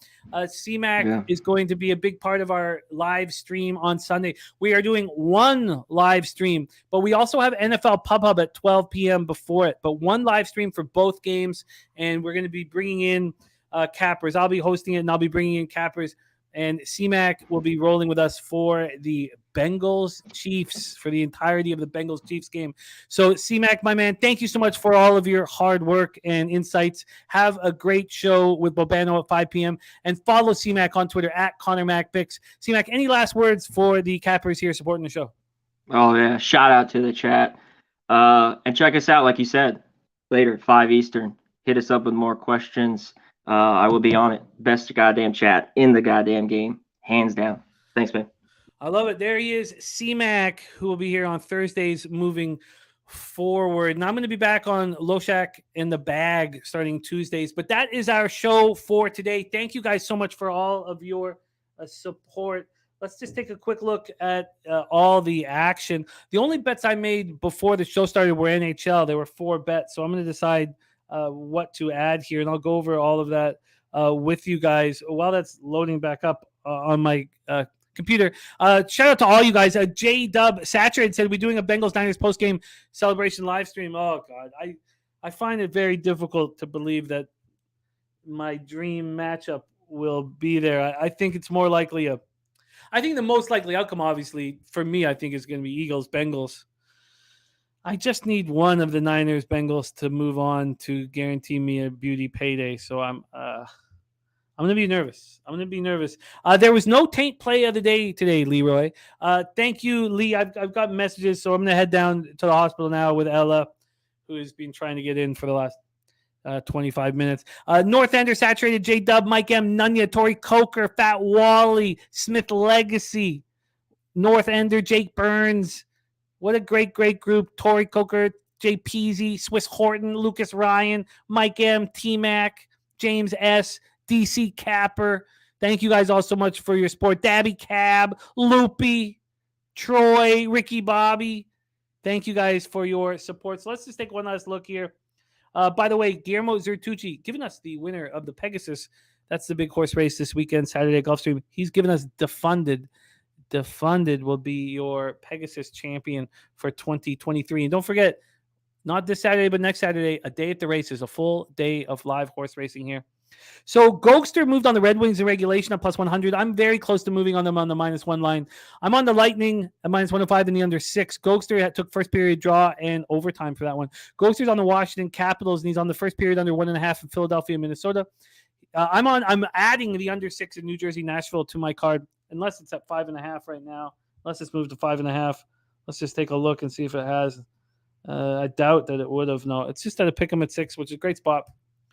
Ghoster's on the under 6 as well. I'm on Buffalo first period at plus 130. Ghoster's on first period, both teams to score at plus 150. I'm on the Blues -1 at plus 102, and Ghoster is correlated with that. He's on Blues regulation at plus 105.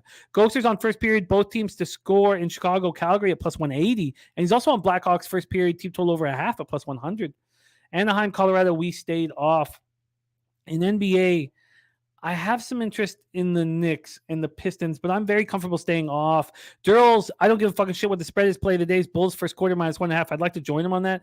Cavs, Rockets, I'm off. Durrells on the cunts. He's on the cunts. Durrells on the Suns first quarter -1 at plus 106. And he's on the Spurs first quarter plus 4.5. I'm going to join him on that. And I'm on the full game under 234. North Ender says another 5-cent move towards the Yotes. Yeah, I get it. I've not faded the Coyotes at home all season, so this is the first time that I'm doing it. The cunts, yeah, the the Moncton Cunts, new CFL team, Saturated. All right, I love you guys. Thank you so much for your support. Thank you for the kind words about the fam. It's part of having a young family, and I'm very thankful for the opportunity. For this opportunity. I'm 43. Time's right for me to be a dad and to kind of get my shit together, and I get to booze with you guys on the live streams. That's all I need. Don't forget about Pub-Up-Palooza. Pub-Up-Palooza Dose. And I got my plane tickets, and guess what? I received a text message. From our very own Ghoster. His tickets are booked. His tickets are booked. So, and he's on a different flight, leaving in the morning because he had a 2-hour stopover in Denver. That's what sports fans are like. Guy wants to be in the Denver airport to pick up Denver gear, and that's why he's taking a different flight than me in the morning. But you know what? That's what sports fans are like, man. Ghoster, enjoy your 2 hours in Denver. So Ghoster's booked. And I know he wants that par 3 championship. So who can beat Ghoster? It's a big question. All right. Respect you guys. A big thank you to my producer, Jose Bouquet, who does such a spectacular job. And sorry, I snapped at Dennis there earlier in the show. A lack of sleep and passion. Let's blame it on lack of sleep and passion. You guys know how much I love Mr. Bouquet, or one hole, two fingers Bouquet. I care about the man deeply. So there it is. There's your show for today. Let's go there and get the fucking money now. Let's get the cash. Leche! Hey, Los bookmakers!